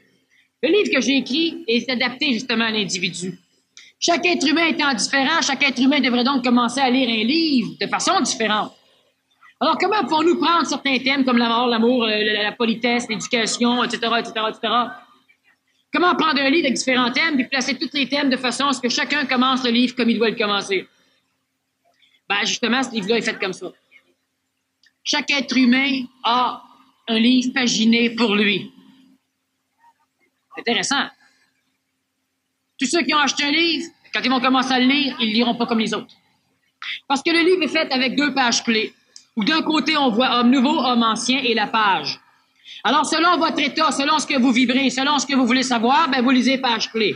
À un moment donné, c'est écrit l'homme nouveau, il aime parce qu'il n'aime pas. L'homme ancien, il n'aime pas parce qu'il aime. Là, vous comprenez plus rien, vous allez voir à la page, vous commencez à lire là. À un moment donné, vous allez aller ailleurs. L'homme nouveau est diplomate et hypocrite. L'homme ancien est diplomate, mais pas hypocrite. Fait que là, on va dire, voyons, non, c'est pas d'allure, ça devrait être l'inverse. Parfait. Allez ramasser la page, je commence à lire là. Selon ce que vous vivez, ben, vous allez commencer, puis vous allez lire le livre au fur et à mesure de ce que vous allez avoir besoin. L'homme nouveau, c'est donc ce que je viens de définir. L'homme ancien, c'est ce que j'ai défini. Ça inclut toujours la femme. La personne transitive, c'est celle qui chemine entre l'un et l'autre. Une partie d'elle est ancienne, une partie d'elle est nouvelle. Ça lutte, elle se comprend plus. On la traite de fou, de folle. Il faut qu'elle arrive à comprendre. Vous êtes peut-être des fous. Ben, tant mieux. Il y a des fous qu'on interne. Mais merde, si vous êtes en liberté, c'est que vous n'êtes pas tué là. À un moment donné, la conscience collective nivelle tout par la tête.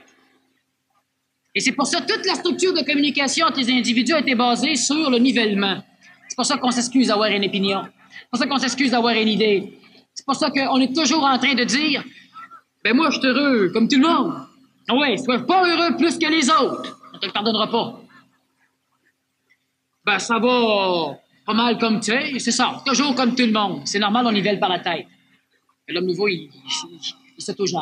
Il se nivelle pas. L'homme ancien est en compétition. Il peut pas savoir comment il est s'il regarde pas comment sont les autres. L'homme nouveau, il est pas en compétition. Il sait comment il est. Il n'a pas besoin des autres pour savoir comment il est. Il est mauditement plus libre. De toute façon, on va s'amuser souvent. J'ai repassé de toute manière. Et puis, vous allez avoir le loisir, à un moment donné, de muter, veut pas. L'évolution de l'homme, ça ne dépend pas de l'homme. On n'a pas les initiations qu'on veut, on n'a pas les expériences qu'on veut, on vit ce qui arrive, puis on doit traverser ces choses-là. Une chance que l'évolution n'est pas entre les mains de l'homme. Oh. Peux-tu demander à changer de guide ou d'ange gardien? Parfois, je le sens moins coopératif. Est-ce parce que je ne mérite pas plus? Bon, c'est intéressant. C'est très intéressant. On brosse un peu. L'homme doit être son seul maître. Moi, je suis un outil. Quand on a un guide, le guide, on lui demande poliment de sacrer son camp, sinon on le botte à coups de pied au cul. L'humain se recherche toujours des guides ou des entités parce qu'il y a un snobisme de l'évolution à un moment donné. Tu sais, moi, j'ai un guide. Vous dites non pas. Les guides sont des entités qui viennent du monde de la mort, ce qu'on appelle le monde astral au niveau de l'ésotérisme du Québec, et qui ont un besoin vital, de l'énergie vitale des hommes. Ils ont besoin de l'expérience de l'homme pour acquérir de l'expérience eux-mêmes. Ce n'est pas parce qu'une personne est morte qu'elle est plus brillante. Certains vont dire, oui, mais moi, c'est un guide qui vient de Shambhala. Shambhala fait partie des plans de ce que la théologie appelle l'enfer. Ça fait aussi partie du monde de la mort et ce qui va être biologique, disons géologiquement, localisé au niveau du centre de la Terre. On peut s'amuser beaucoup sur ces choses-là. Il faut faire bien attention à ce genre de cossins, de choses. Si un guide vient vous dire, fais ceci, vous devez être suffisamment vous-même pour vous demander, fais ceci. Bon, ça a-tu de l'allure que je fasse ça?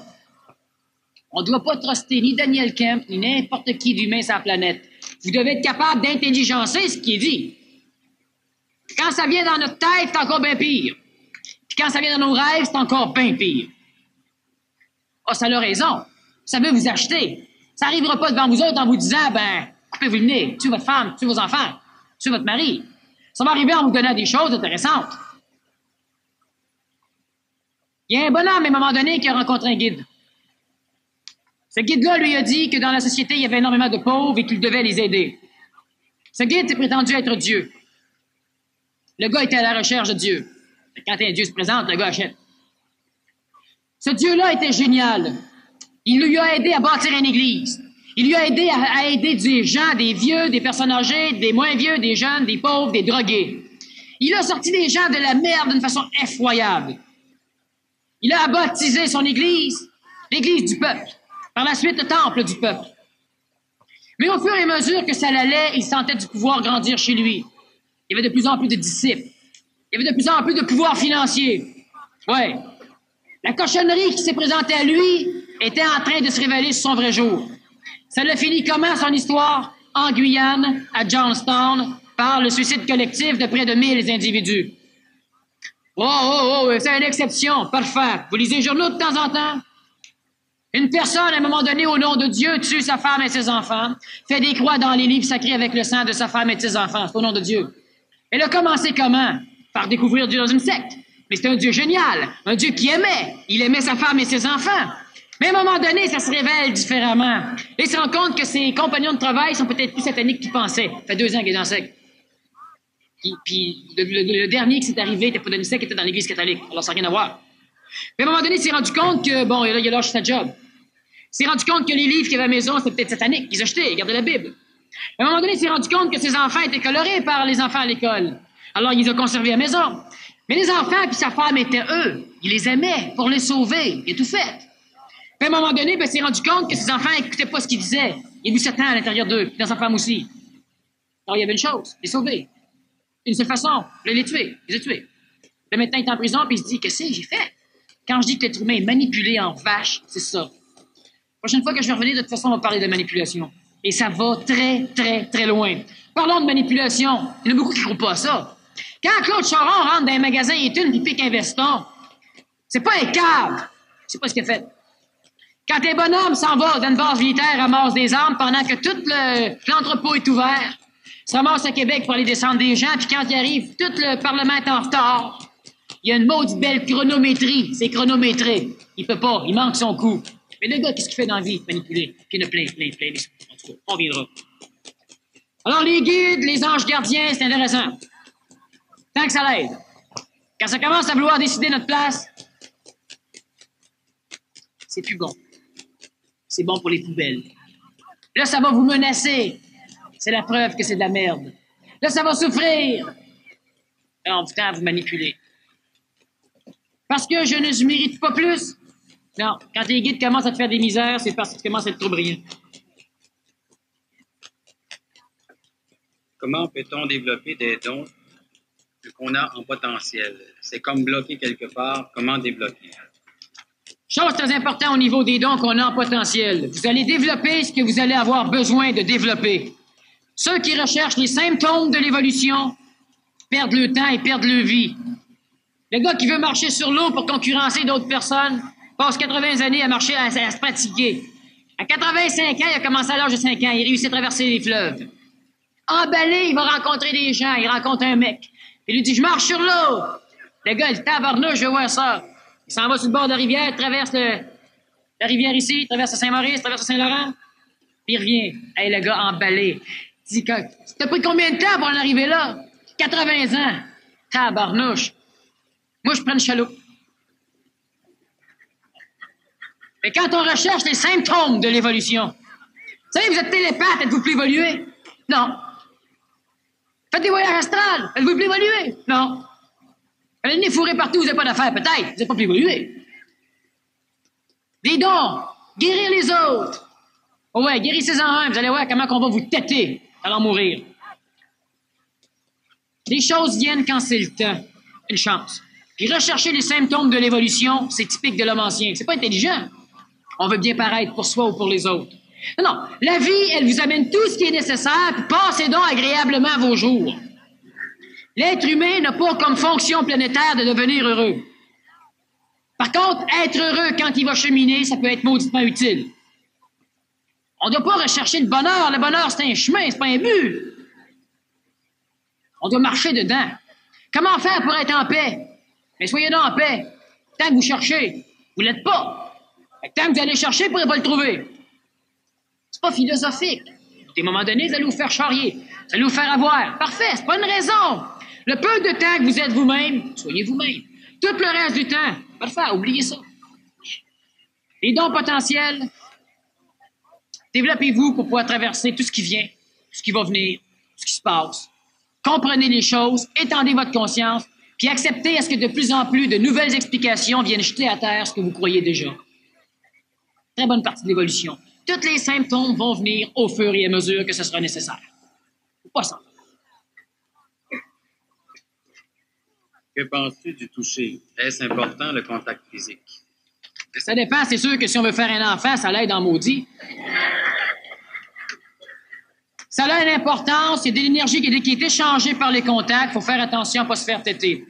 La prochaine fois, on va parler de la manipulation. On va parler justement des gens qui viennent nous puiser en énergie. Des gens qui, après que vous avez jasé avec, vous ramassez fatigué. Des gens qui vous demandent des conseils, vous leur donnez, puis ils mettent jamais en application. Ils viennent toujours broyer d'autres conseils. Il y a une panoplie de forces manipulatrices qui obligent l'humain à perdre de l'énergie. L'évolution est une question d'énergie. On est fatigué, on dort de plus en plus mal, on est malade, on vieillit, on se fatigue, on n'a plus de guts. Plus on vieillit, moins on veut faire du neuf, moins on déménage, moins on veut changer de job. À un moment donné, il faudra qu'on règle ces choses-là. Le contact, c'est une utilité. Celui qui en a besoin, c'est pour lui que c'est utile, jamais pour l'autre.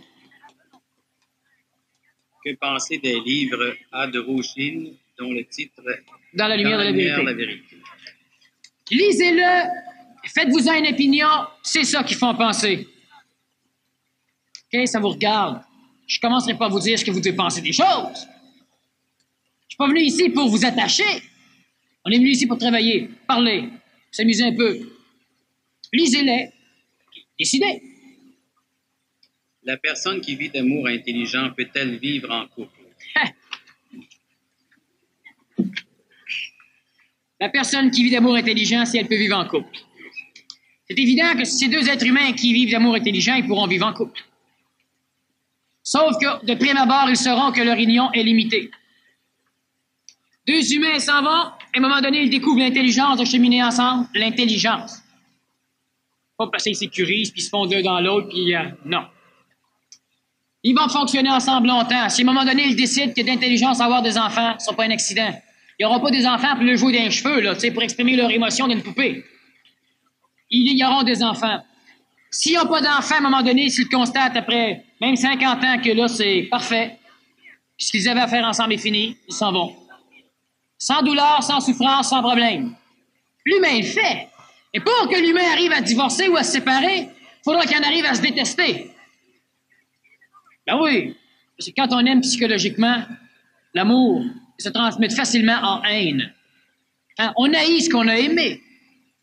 Puis on haït en maudit ce qu'on a aimé en maudit.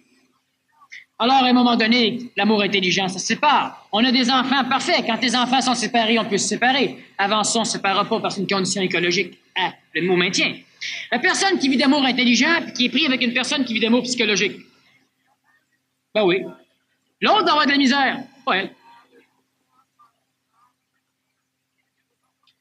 Pourquoi l'homme veut-il constamment donner de l'amour ou de l'affection dans un couple? Est-ce utile dans la relation? Pourquoi l'homme veut-il constamment donner de l'affection? Parce que la femme en demande constamment.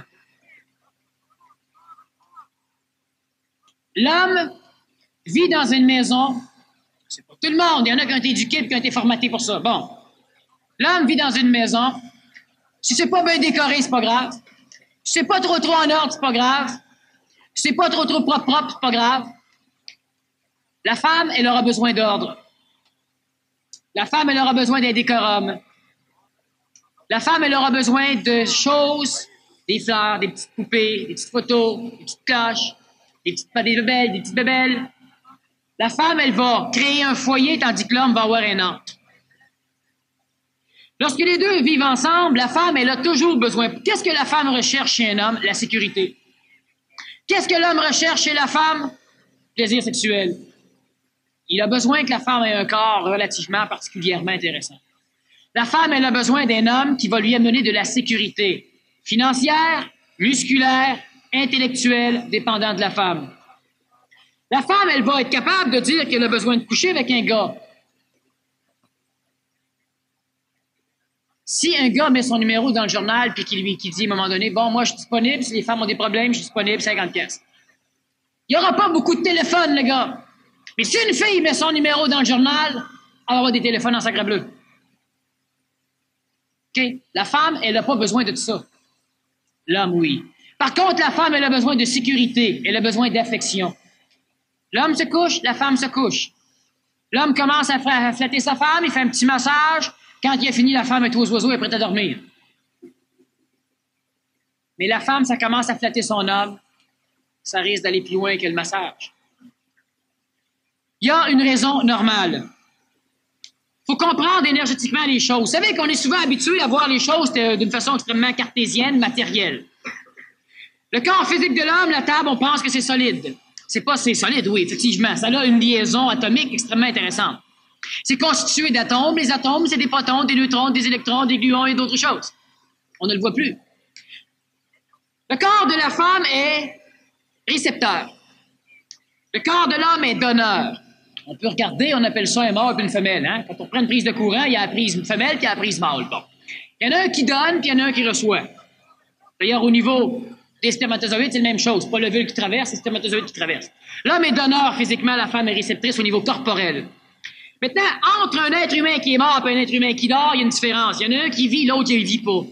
La vie, c'est toute l'orchestration atomique qui permet à votre corps de constituer, de contenir sa mémoire. Lorsque la vie quitte un corps physique, le corps perd sa mémoire. On appelle ça, il pourrit. Lorsqu'on prend un morceau de viande, on met ça sur la table, ça n'a plus de vie là-dedans. Ça pourrit. Lorsqu'on prend une tomate verte, on met ça sur la table, il y a de la vie là-dedans. Elle mûrit. D'ailleurs, ça devient intéressant à un moment donné de manger un peu plus cru. Ben, un animal cru peut-être, là. En tout cas, disons les légumes et les fruits, parce que ça vitalise un peu le corps. La femme, vitalement, elle est donneuse. L'homme, vitalement, est récepteur. L'homme manque d'énergie vitale, la femme en a beaucoup. C'est donc la femme qui va donner la vie, puis qui va évidemment avoir une matrice pour constituer un enfant. Au niveau psychologique, l'homme est donneur. Au niveau psychologique, la femme est réceptrice. Donc, l'homme devra donner, la femme devra recevoir. Au niveau mental, l'homme est récepteur. Au niveau mental, la femme est donneuse. Le bonhomme, dans sa maison, il y a un trou dans le toit, elle ne dérange pas trop. La bonne femme, elle, mentalement, est donneuse. Elle peut pas rien faire. Elle applique pas. Parle de ancien. Alors, elle va dire, ouais, tu pourras pas faire ça, là. Tu pourras pas arranger la patte du lit, là. Tu pourras pas réparer ça. Là, le cadre de porte est défaite. Les murs sont au lit, tu pourras pas les peinturer. C'est temps qu'on change de mobilier, ils ne trouvent pas. La femme, elle donne au niveau mental. L'homme, il est récepteur. Ben, l'homme, il exécute. La femme nouvelle, l'homme nouveau, il y a une mutation qui fait que l'homme devient androgyne, psychologiquement et mentalement. Physiquement, il reste lui, mais psychologiquement, il devient un peu comme la femme. Remarquez une chose, c'est que les hommes nouveaux, les hommes transitifs, vont être capables d'aimer un enfant nouveau-né autant qu'une femme. Ils vont être capables d'avoir des relations avec les enfants autant que les femmes. La femme transitive ou nouvelle va être capable de se lancer en affaires autant que n'importe quel homme. Et elle reste une femme, mais elle est maintenant capable de faire autre chose. Donc, dans les conditions normales des couples anciens et des couples transitifs, l'homme a besoin d'énergie vitale, il recherchera donc la sexualité. La femme a besoin d'énergie émotive, elle recherchera donc l'affection. La femme donne de l'affection, l'homme donne de la sexualité, il y a une harmonie de couple. La femme, elle a besoin d'être serrée, elle a besoin d'être flattée, elle a besoin de sécurité. C'est sûr qu'une femme, à un moment donné, finit par être suffisamment dénaturée par l'éducation collective qu'elle finit par penser qu'elle recherche le sexe. La femme ne fera pas l'amour avec n'importe quel gars. Mais un gars qui est pogné va faire l'amour avec n'importe quelle femme. Qu'elle soit maigrichonne, hyper grosse, laide, plein de boutons, il va fermer les yeux, il va faire l'amour pareil. La femme, non. La femme, elle ne pourra pas faire l'amour sexuel avec un gars si elle ne l'aime pas. Le gars, oui. C'est très important d'en voir la nuance. La relation entre les deux va donc se faire de cette façon-là. L'homme a donc besoin d'acheter des cadeaux, d'acheter sa femme, de donner de l'affection. L'homme n'a pas besoin, il en donne. Il y a des personnes, il y a des mâles ici qui ont besoin d'affection. Il y a des mâles qui sont transitifs. Mais la femme, elle, regardez l'intelligence de la chose. Si la femme est sexuelle, le gars est sexuel, ben ils font l'amour, ils ont des enfants. Qui s'occupe des enfants? Regardez les hommes anciens, quand tu regardes les nouveau-nés tout gluants, là. Ils n'aiment pas ça, hein? Chance que la femme est là pour l'aimer, parce que les enfants, ils vivraient pas vieux. Mais si l'homme aurait besoin d'amour, et la femme aussi, ben ils se nasseraient tous les deux, hein? Mais il n'y aurait jamais d'enfant. Tant que l'être humain n'a pas l'intelligence de comprendre l'intelligence de la reproduction, ben il est manipulé par des contextes qui l'obligent. Des forces intelligentes qui, à un moment donné, se sont terrestrifiées pour donner naissance à l'homme. Alors donc, dans ce contexte, même des pays sous-développés, le gars, il court après sa lapine, il joue avec, elle a un enfant, bonhomme, il part à la chasse, s'en va boire, la femme est correcte, elle s'occupe de ses enfants. C'est comme ça que ça fonctionne. Sauf que dans une société transitive, chez l'homme et la femme transitive, ben l'homme va vouloir s'occuper de l'enfant, la femme va vouloir s'occuper de l'enfant, l'homme va vouloir travailler, la femme va vouloir travailler, c'est normal. Il y a eu une crise chez les femmes à un moment donné, c'est normal, il fallait bien à un moment donné qu'elle sorte de sa coquille, qu'elle éclate. Puis en passant, lorsque la femme s'est libérée, elle a libéré l'homme en sacre bleu. Le gars a commencé à apprendre à cuisiner, commencé à apprendre à laver le linge, commencé à apprendre à passer aspirateur. Il a commencé à apprendre à se prendre en main. Puis la femme aussi. Il y a bien des hommes qui sont pas d'accord, sont pas contents. La femme est faite pour être au foyer et faire des enfants. Mort si possible. L'évolution n'est pas entre les mains de l'homme ni de la femme. Une chance, ça serait pas beau. Les choses se passent comme elles se passent. Faut-il être indifférent pour ne pas souffrir? J'aimerais comprendre, avoir votre savoir. Bon, avoir mon savoir, vous allez avoir votre savoir à un moment donné. Faut-il être indifférent pour ne pas souffrir? Justement, non.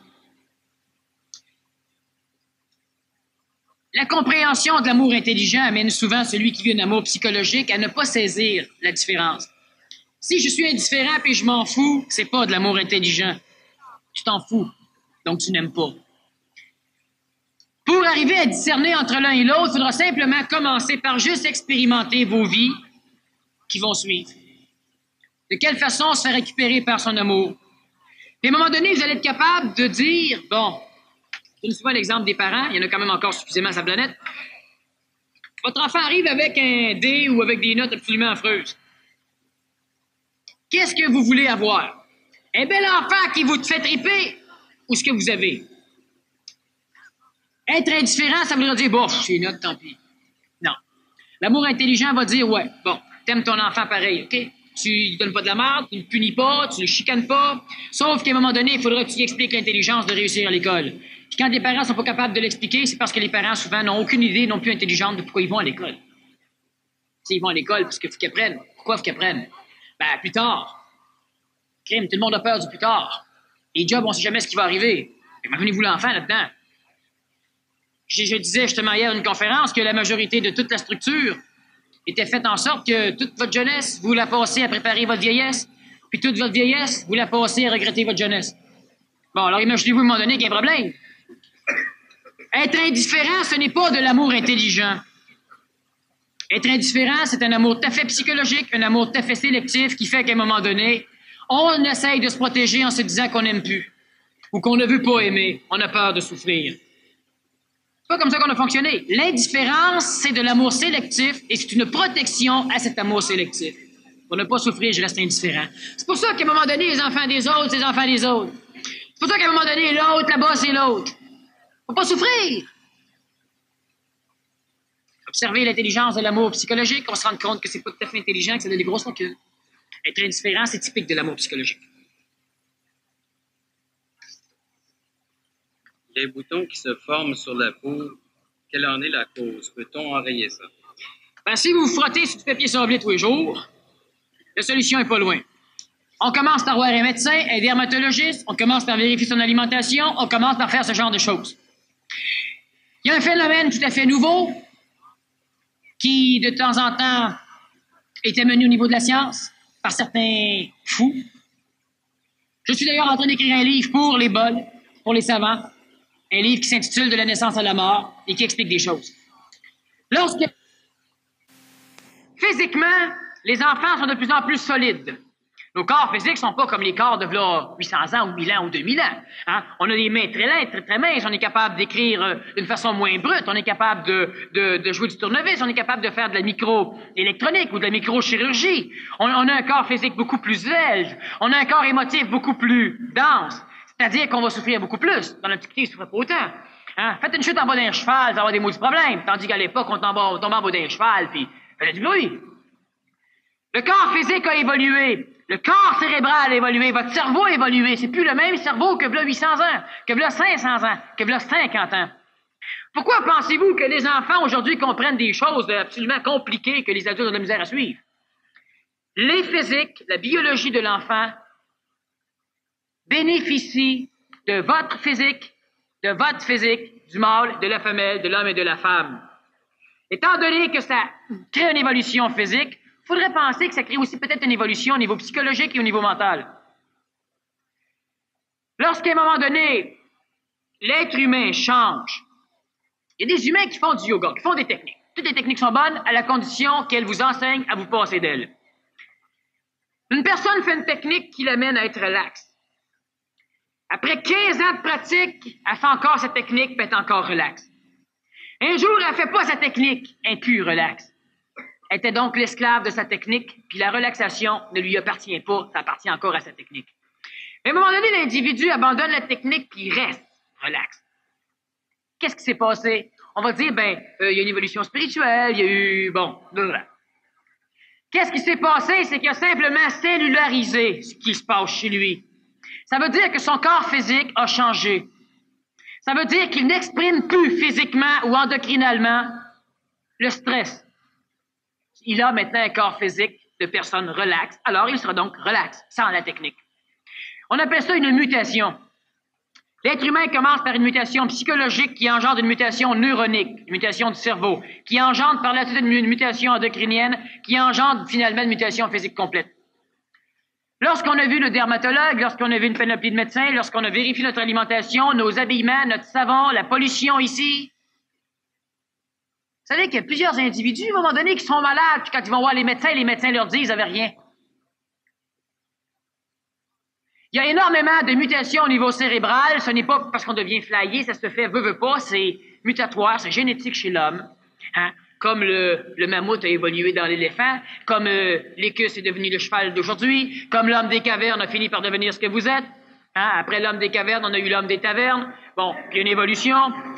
Étant donné que l'être humain évolue, il y a des changements physiques. À un moment donné, votre cerveau va enregistrer des choses, il y a des choses physiquement qui vont se passer, puis ça va donner le feeling que vous avez des symptômes de maladie que vous n'avez pas dans la réalité. On commence par voir un médecin, il ne faut pas être snob puis orgueilleux au point de se dire « Ah ben crime, c'est pas une attaque de cœur, j'évolue. » Non, c'est peut-être de l'angine de poitrine. C'est peut-être un infarctus du myocarde. Tu commences par voir les médecins. C'est pas tous des génies. Il y en a qui sont bons, il y en a qui sont moins bons. On magasine. Puis quand tout le monde nous dit qu'on est normal, ben, on dit pas crime, j'évolue. On s'en fout. On continue à vivre. Mais il y a des symptômes tout à fait typiques biologiques à un moment donné qui apparaissent. Le premier des symptômes, c'est les pertes de mémoire temporaire chez les personnes qui sont jeunes ou les personnes qui ne sont pas séniles. Peut-on ne pas se noyer quand on se noie? Ben, disons que la question est paradoxale pas mal. Si tu te noies, t'es noyé, puis si tu te noies pas, tu te noies pas. Bon, alors quand on aura des questions claires à poser, on les posera, mais pour l'instant, il faut avouer qu'on peut jouer longtemps. Peut-on ne pas respirer en respirant? Tu peux avoir le feeling que tu te noies, puis tu te noies pas, mais si tu te noies, tu te noies. Est-ce que la psychocybernétique est bonne pour un enfant de 12 ans? L'enfant de 12 ans n'a rien à voir. La psychocybernétique est adaptée à certaines psychologies et à certains corps physiques, indépendants de l'âge. Donc, est-ce que c'est bon à un enfant? Ça dépend de l'enfant. Encore là, il faut clarifier la question. C'est la même personne, mais les questions ne sont pas suffisamment claires pour qu'on puisse, dans une période de questions, répondre directement. On pourrait élaborer longtemps sur la psychocybernétique, mais ça devient compliqué. Mais plus souvent qu'autrement, la psychocybernétique est un phénomène qui développe l'enfant vers la phase nouvelle et qui est aussi intéressant pour l'adulte. Mais ça dépend encore de l'application de la psychocybernétique. Si l'homme ne vit plus d'amour, quel va être le but ou le leitmotiv de l'homme? Si l'homme ne vit plus de la carotte, comment va-t-il avancer?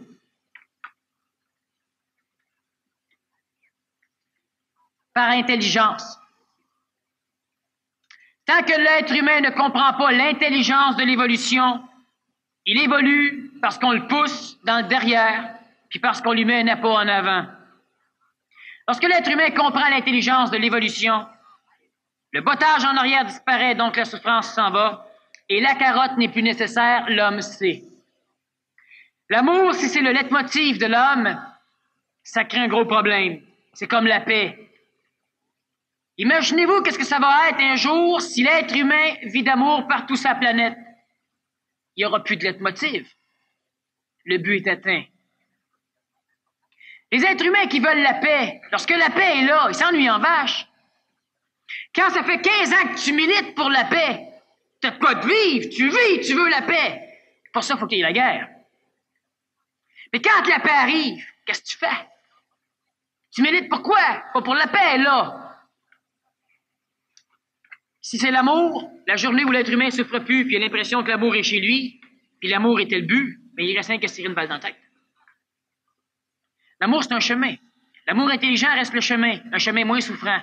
Au lieu de jouer dans le fossé là, pour suivre, là, on monte sur la route. Le fossé, c'est l'ombre de l'amour. Ça suit le chemin de la route. L'amour psychologique suit le chemin de l'amour intelligent. Voyez mon verre ici? Vous le voyez pas tout, c'est un peu loin, mais vous êtes capable d'imaginer. Je le place sur la table, il y a des lumières, il y a donc l'ombre du verre sur la table. Il y a au moins l'ombre de vos pieds à terre. Et l'amour psychologique, c'est l'ombre de l'amour intelligent. Et placez votre pied à terre et regardez l'ombre. En regardant l'ombre, connaissez-vous votre pied? C'est dans un monde à 2 dimensions, tout à fait déformé. L'amour psychologique, c'est l'ombre de l'amour intelligent dans le cœur de l'homme. Si l'homme ne vit plus d'amour, il vit d'intelligence. C'est quoi être intelligent? Comprendre les choses. C'est quoi comprendre les choses? Commencer par les accepter telles qu'elles sont. Quand on voit un arbre, c'est un arbre. Il y a une utilité écologique. Un arbre peut pas être beau, peut pas être laid. Imaginez-vous ce que c'est. Tout le monde illusoire que l'homme s'imagine et l'homme s'illusionne, l'homme se plaît à créer. Il s'en va sur le bord de la mer, puis il dit avec le bruit des vagues, il est beau. Tu sais, il y en a qui vont dire, je remercie Dieu d'avoir créé la mer. Il a fallu qu'il se fasse en sacre bleu, fait plaisir à l'homme. Mais qu'est-ce qui arrive de toutes les vagues qui se perdent sur les déserts du Sahara? Où il n'y a aucune oreille humaine pour les entendre? Qu'est-ce qui arrive de l'odeur des fleurs qui se perdent dans le bois où il n'y a aucun nez pour aller les sniffer? Ces choses-là n'ont pas été créées pour plaire à l'homme. Mais l'homme se plaît d'observer ces choses. C'est bon. Je dis que l'amour n'est pas une émotion. L'amour est un sentiment. Le sentiment n'est pas une émotion. L'homme nouveau n'a plus d'émotion. L'homme nouveau a des sentiments. Un sentiment est simplement une vibration qu'on a avec quelque chose. L'émotion, c'est quand on désire s'approprier du sentiment. Quand le sentiment tombe, on veut continuer. C'est ça l'amour psychologique. C'est ça l'émotion. On en souffre. La première fois de votre vie que vous allez voir une chose merveilleuse, vous allez triper. La deuxième fois, vous allez voir une chose similaire, vous allez comparer. Et là, vous allez dire, pas aussi beau qu'hier. Et vous êtes fait. Premier coucher de soleil que vous voyez, vous trouvez ça au bout. Le deuxième, il est plus beau, c'est encore plus beau. Le troisième, il est plus laid, lui, il est plate. Problème de l'homme. Il sélectionne ce qu'il va aimer. Si l'homme ne vit plus d'amour émotif, ben pour plus vivre d'amour émotif, il faudra qu'il comprenne. S'il comprend, il va commencer à être intelligent. S'il est intelligent, il va savoir pourquoi il vit. Faites-vous-en pas. Que se passe-t-il ou par quel mécanisme un guide ou quelque chose d'autre peut-il donner un transfert d'énergie au point de vue physique? Exemple, un traitement. Bon, les guides, je ne sais pas si tout le monde, vous avez un peu de connaissances au niveau des guides, mais on va en parler un peu. Il y a des termes nouveaux, des termes qui vont être de plus en plus entendus au niveau du Québec et de plus en plus entendus au niveau de la science. Mais on commence par nous autres. Lorsque, tout à l'heure, je parlais de l'énergie vitale, cette énergie vitale-là est là, elle est partout, premièrement. Elle peut être densifiée à un point tel qu'elle peut être perçue par les appareils électriques. Maintenant, l'acupuncture se sert d'appareils électriques, de galvanomètres, entre autres, pour arriver à détecter les points. Et on parle de 2 formes d'énergie vitale, l'énergie yang et l'énergie yin, l'énergie solaire et l'énergie tellurique. Il y a une 3e forme d'énergie vitale qui va être découverte à un moment donné par l'acupuncture. Disons que pour l'instant, ils sont déjà en train de travailler suffisamment pour se faire accréditer. Lorsque un être humain perd son corps de chair, il perd son corps vital et il reste dans un contexte qui va porter ésotériquement le terme de périsprit, théologiquement le terme de séraphin. C'est une enveloppe vitale qui paramètre ce qu'on appelle aussi l'âme. Cet individu, lorsqu'il a une âme et lorsqu'il n'a plus de corps physique, n'est pas dans le monde de la mort. Il est dans un plan intermédiaire. Ce n'est pas le purgatoire, ce n'est pas l'enfer, c'est un plan intermédiaire. Dans ces contextes, l'humain peut rechercher le contact avec d'autres humains. Lorsqu'il recherche le contact, il aura besoin d'énergie.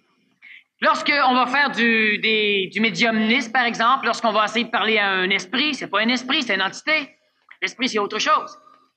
Bon, on se ramasse tout le monde, on se touche par les mains, puis là, il y a une dans la gang qui shake un peu. Puis à un moment donné, les choses vont bouger. L'énergie vitale fait que les choses peuvent bouger, c'est elle qui maintient la matière. S'il y a suffisamment d'énergie vitale dans le groupe, on aura l'apparition d'un ectoplasme.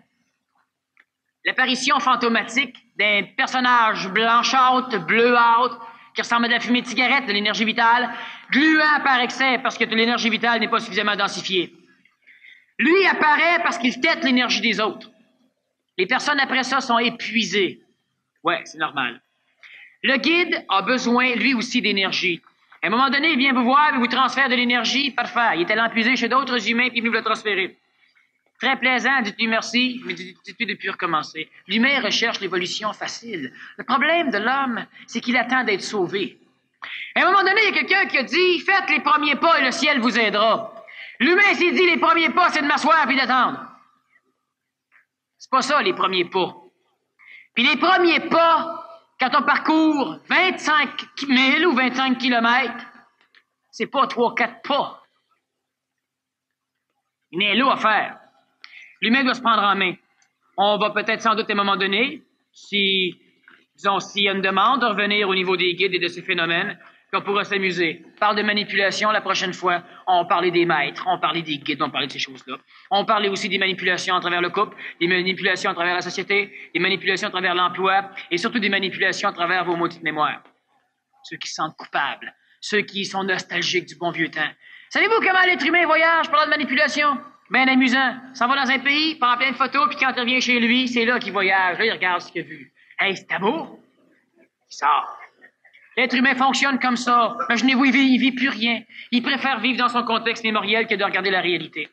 On va revenir. Mais les guides, c'est comme des cartes routières. À un moment donné, c'est périmé. Ça se prétend beau, ça se prétend bien fin. Il a besoin de l'homme. L'homme est supérieur, mais l'homme ne le sait pas. Parce que l'homme est toujours instruit qui est médiocre. On parle de la chute de l'homme. Une descente d'énergie sur la planète Terre, pour des raisons bien fonctionnelles. Pour que l'humain accepte sa condition sans vouloir ressacrer son camp, on l'a paramétré par une chute, un péché originel. Imaginez-vous que si ce serait à cause d'une pomme, on n'en vendrait plus de pommes. On explique des choses d'une façon parabolique. À un moment donné, il faudra qu'on voit les choses plus clairement. Pratiquement, de quelle façon peut-on aimer intelligemment? Qu'est-ce que l'amour? Essayons simplement de considérer spéculativement, disons conceptuellement, faire un concept philosophiquement, que l'amour, c'est comme l'amour, disons que c'est de l'énergie qui est partout. Alors, si vous en allez quelque part sur la planète, l'amour, il y en a. Quand vous vous couchez, il y en a. Les gars qui travaillent dans les mines, il y en a. Celui qui est dans un avion, il y en a. D'une navette spatiale, il y en a. Il y en a partout. L'amour, c'est quelque chose qui fait en sorte que le verre reste sur la table. Quand je disais au début que l'amour était la seule loi réelle fondamentale qui gérait toute la structure évolutive de tout ce que nous connaissons, c'est un fait. Mais l'amour, ça ne s'enseigne pas. L'amour, c'est là. L'amour, ça ne s'acquiert pas. L'amour, c'est là. Lorsque l'être humain se fait un maudit concept de ce que c'est que l'amour, ben là, il passe sa vie à rechercher l'amour, puis évidemment, il sait pas c'est quoi l'amour. Quand tu dis Dieu, il est blanc, il a une barbe qui va au moins jusqu'au nombril, tu sais, avec l'âge qu'il a. Puis Dieu est revenu sur la planète. Tu te promènes dans la rue, puis tu cherches Dieu. Ben, s'il passe à côté de toi, tu le verras jamais. Le gars qui a l'idée un peu, à un moment donné, de ce que c'est qu'une pierre merveilleuse qui guérit, qui transforme tout en or. Ça portait le nom de pierre philosophale. Ben, le gars, il fait le tour de la planète à la recherche de la pierre philosophale. Il sait que quelqu'un l'a perdu un jour. Alors, il se met une chaîne autour du cou, il la laisse traîner à terre, puis il passe par tout ce qui va. Puis il se dit un jour, quand m'a touché, ma chaîne va changer en or. Fait qu'il se promène, il s'en va, 10, 12, 15 ans. Puis un jour, il rencontre un enfant qui dit « Monsieur, la belle chaîne en or que vous avez autour du cou, vous l'avez pris où? » C'est le gars. « Sac, la chaîne est en or. » Ça fait combien d'années qu'elle est en or, la chaîne? La pierre, il l'a trouvée, mais où? L'humain recherche l'amour, il se fait un concept de ce que c'est que l'amour, puis après ça, il s'en va chercher quelqu'un. L'autre, il donne pas ça. Pas ça. L'enchaîne autre. Après ça, il veut instruire les autres d'amour. Il veut leur dire comment qu'eux autres doivent être pour que lui sache qu'eux autres aiment. Il veut instruire. Il veut communiquer l'amour. L'amour, c'est partout. Qu'est-ce que l'amour? C'est une énergie qui est là. Lorsque l'humain décide de se l'accaparer puis de la diriger, il aime plus. Il va triper. Il va immotiviser l'amour. Il va tuer le sentiment pour en bénéficier. Il va s'accaparer de ce que ça donne. La jalousie, c'est quoi? Ben, c'est ça. Faut pas que personne d'autre aime ma femme. Faut pas que personne d'autre aime mon mari. C'est quoi la jalousie? Ben, c'est ça. On accapare cette énergie-là, puis on décide qu'on va être le boss. Ben, on le perd. Pratiquement, de quelle façon pouvons-nous aimer intelligemment? Tout à l'heure, je l'ai dit. Si vous êtes capable de respecter l'autre, comment on respecte l'autre? Si vous êtes capable de comprendre l'autre et de le laisser être ce qu'il est. automatiquement, vous aimez d'un amour intelligent. Vous n'avez pas un job à faire ou 50 techniques ou 3 ou 4 respirations. Laissez les autres être ce qu'ils sont. Donnez-leur le droit d'être eux autres. C'est tough en vache. Parce qu'on s'accapare. C'est simple, vivre de l'amour intelligent. Ça ne veut pas dire que parce que l'autre passe son temps à venir taper au marteau sur votre char que vous le laissez faire. Vous comprenez ce qu'il est. Vous savez une chose? Vous aimez intelligemment. Vous marchez dans les rues ici, puis un jour, il y a quelqu'un qui passe près de vous avec un couteau, puis qui veut vous tuer. Vous aimez intelligemment, donc vous aimez ce gars-là. Vous sortez votre revolver, puis vous le tuez. Vous vous en allez, puis vous l'aimez toujours. L'amour, c'est au-delà du concept que l'humain donne de l'amour. Vous laissez vivre et vous aimez, et vous pouvez même tuer et continuer à aimer.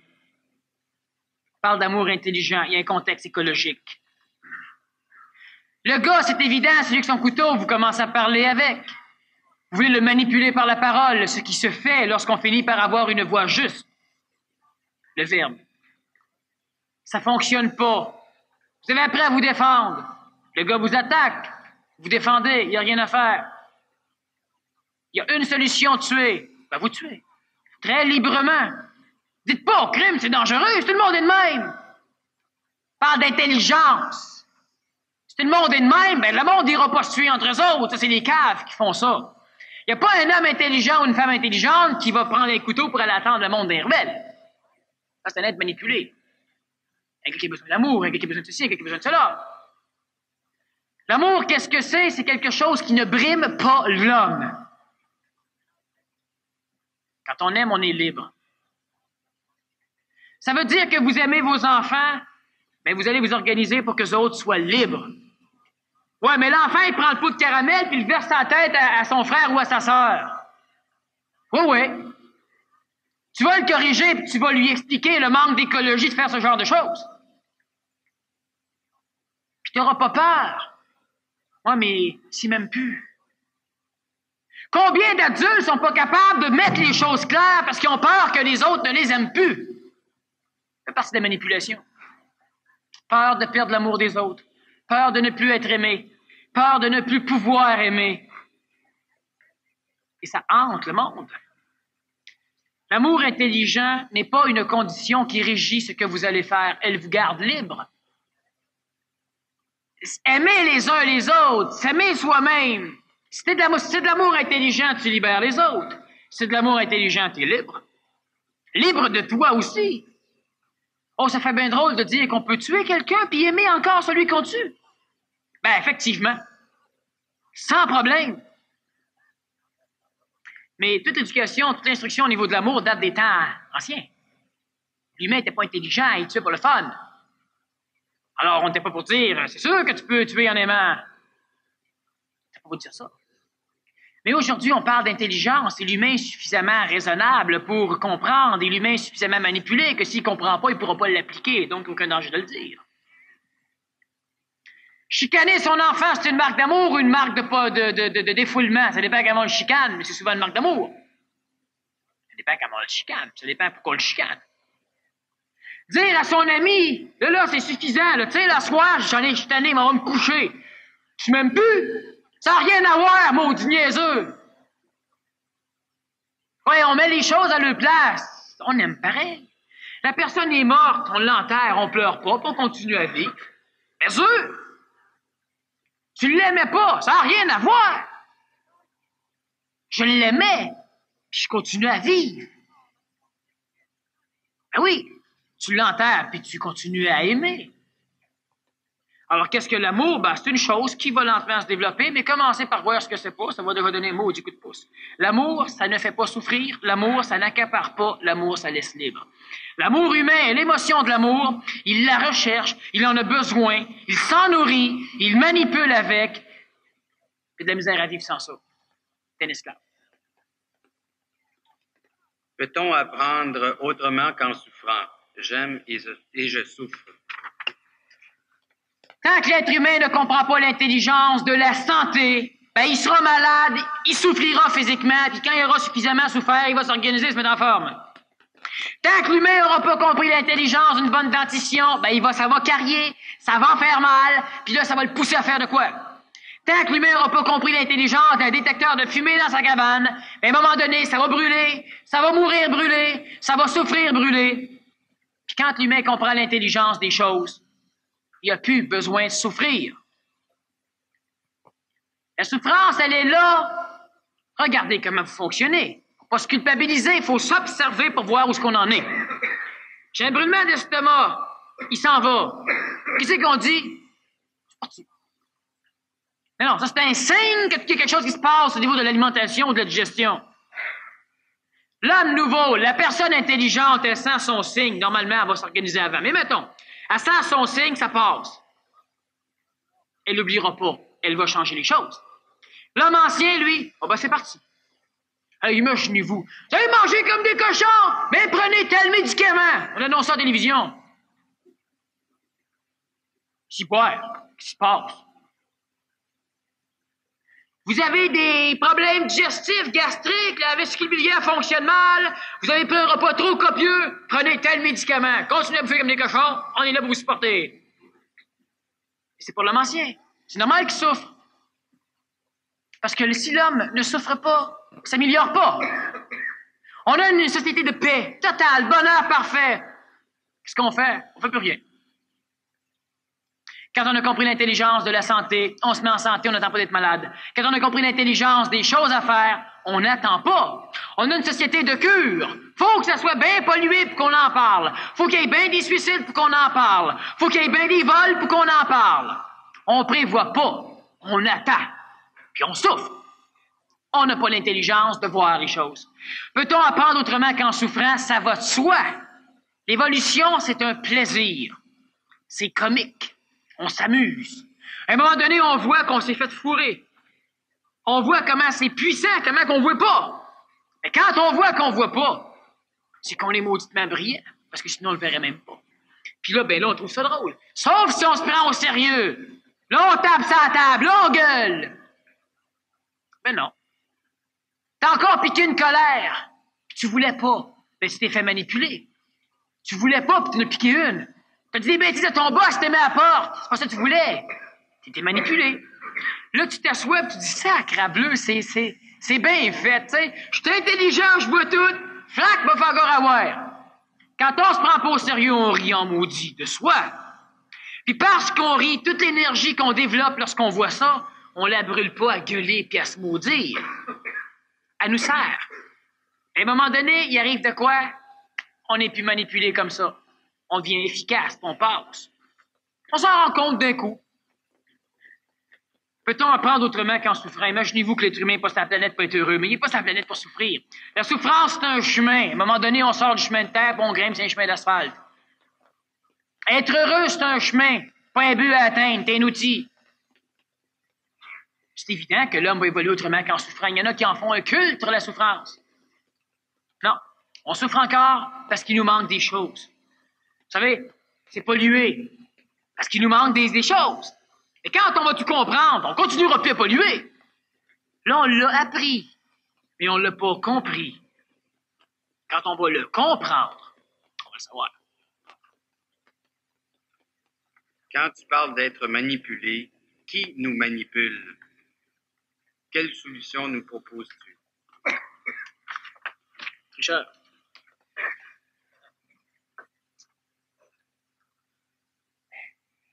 Qui nous manipule, hein?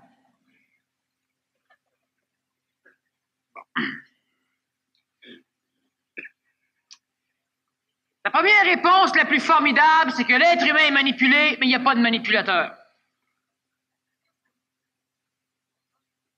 Lorsqu'on découvre ça, c'est réellement chiant. C'est un très bon terme québécois qui désigne bien ce que ça veut dire. C'est frustrant. Alors, s'il n'y a pas de manipulateur, comment sommes-nous manipulés? Le manipulateur peut porter un nom, conscience collective. Dans l'Antiquité, on l'appelait aussi Satan. Satan à l'atmosphère. Ça crée des chicanes, des guerres. On n'aura pas le temps de parler de la manipulation ce soir. La question est bonne. La prochaine conférence que je vais faire ici est sur la manipulation. Vous allez rire comme des fous quand vous allez voir, mais il y en a évidemment qui vont peut-être souffrir parce qu'on va se dire, si, boire, ça veut dire que toute ma vie, je me suis fait fourrer. Ben, si tu le vois, fête! Broille pas!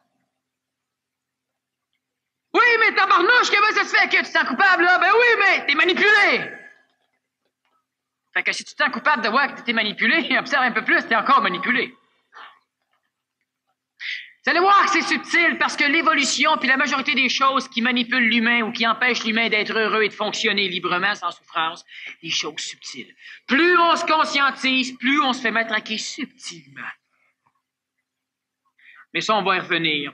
Quelle solution proposer? Continuez à faire exactement ce que vous faites. Observez-vous. Condamnez-vous pas, accréditez-vous pas, trouvez-vous pas beau ni laid. Observez-vous. Pour l'instant, c'est la seule solution. Je ne suis pas là pour donner des solutions. Pour l'instant, le seul travail qu'il peut faire, c'est juste d'ouvrir des choses, briser des formes, puis parler. Ça m'intéresse. Quand ça ne m'intéressera plus, je ne fais plus de conférence. Les solutions, vivez, vous vivez des choses. La vie, elle est là, elle est implacablement là. C'est le meilleur maître et vous devez être le meilleur de ceux qui vont interpréter ce que la vie amène. Il y en a qui vont dire, oui, mais moi, j'ai pas une bonne vie. Lui, il est chanceux, lui, ses parents étaient riches, il avait un job en commençant, il a des bonnes notes à l'école, c'est jamais cassé la jambe en faisant du ski devant ses blondes.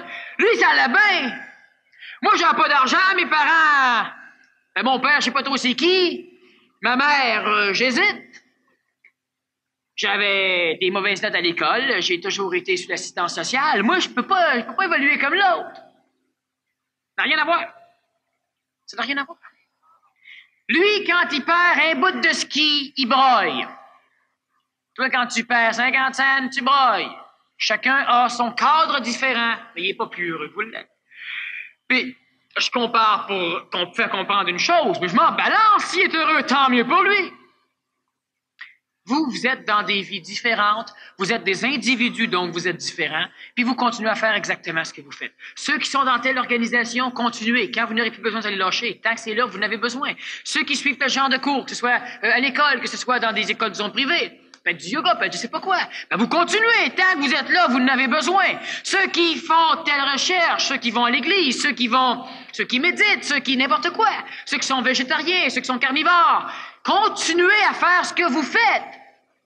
À un moment donné, vous allez changer parce que vous allez comprendre. C'est là que vous restez libre et que vous êtes vos maîtres.